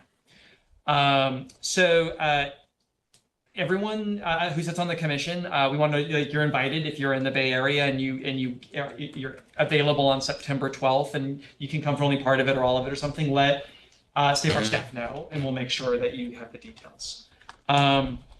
We have LAC on. Juan, is there anything else you wanted to say in the way of the interagency convening on September 12th? Yeah, I want to say, like Lauren has been doing this for many years. Justice Evans, who used to be in this office, kind of worked on this project. So we're really happy to see it come together as a convening. And, obviously at the federal level, they have a whole entire agency to do this. This is baby steps. This is one meeting that we're hoping to then see where it goes. And so it's a little bit of a pilot. We're really excited about it. Like Chris said, there's 12 agencies. We also met with the governor's office to kind of get their take on we identified 3 issue areas that we want to concentrate on that could have wide implications for these state agencies. So it's been a really great project together, and I think it's one of those projects that if you'll recall, we built an implementation step in the strategic plan, but it really does go through a lot of the strategic plans in terms of amplifying legal aid, amplifying the commission's work, and so it touches a lot on that policy level work really, really nicely. And it's going to be in person, so yeah, if you have a desire to come, let me know. It would be great to have a couple commissioners there. Great. And then if this is any questions or comments, I can do the last piece that I had. I love it. Sounds great. Sounds great. Yeah, we're actually really excited about it. And we've actually we're getting really excited at the RSVP list. There's a really just the right people are going to be in the room, and agencies have been very, very interested in attending. Chris, why don't you share some of the agencies, and I'll say the representatives from these agencies are really the top level staff. It's the person that directs these agencies and stuff. So kudos to kind of Lauren and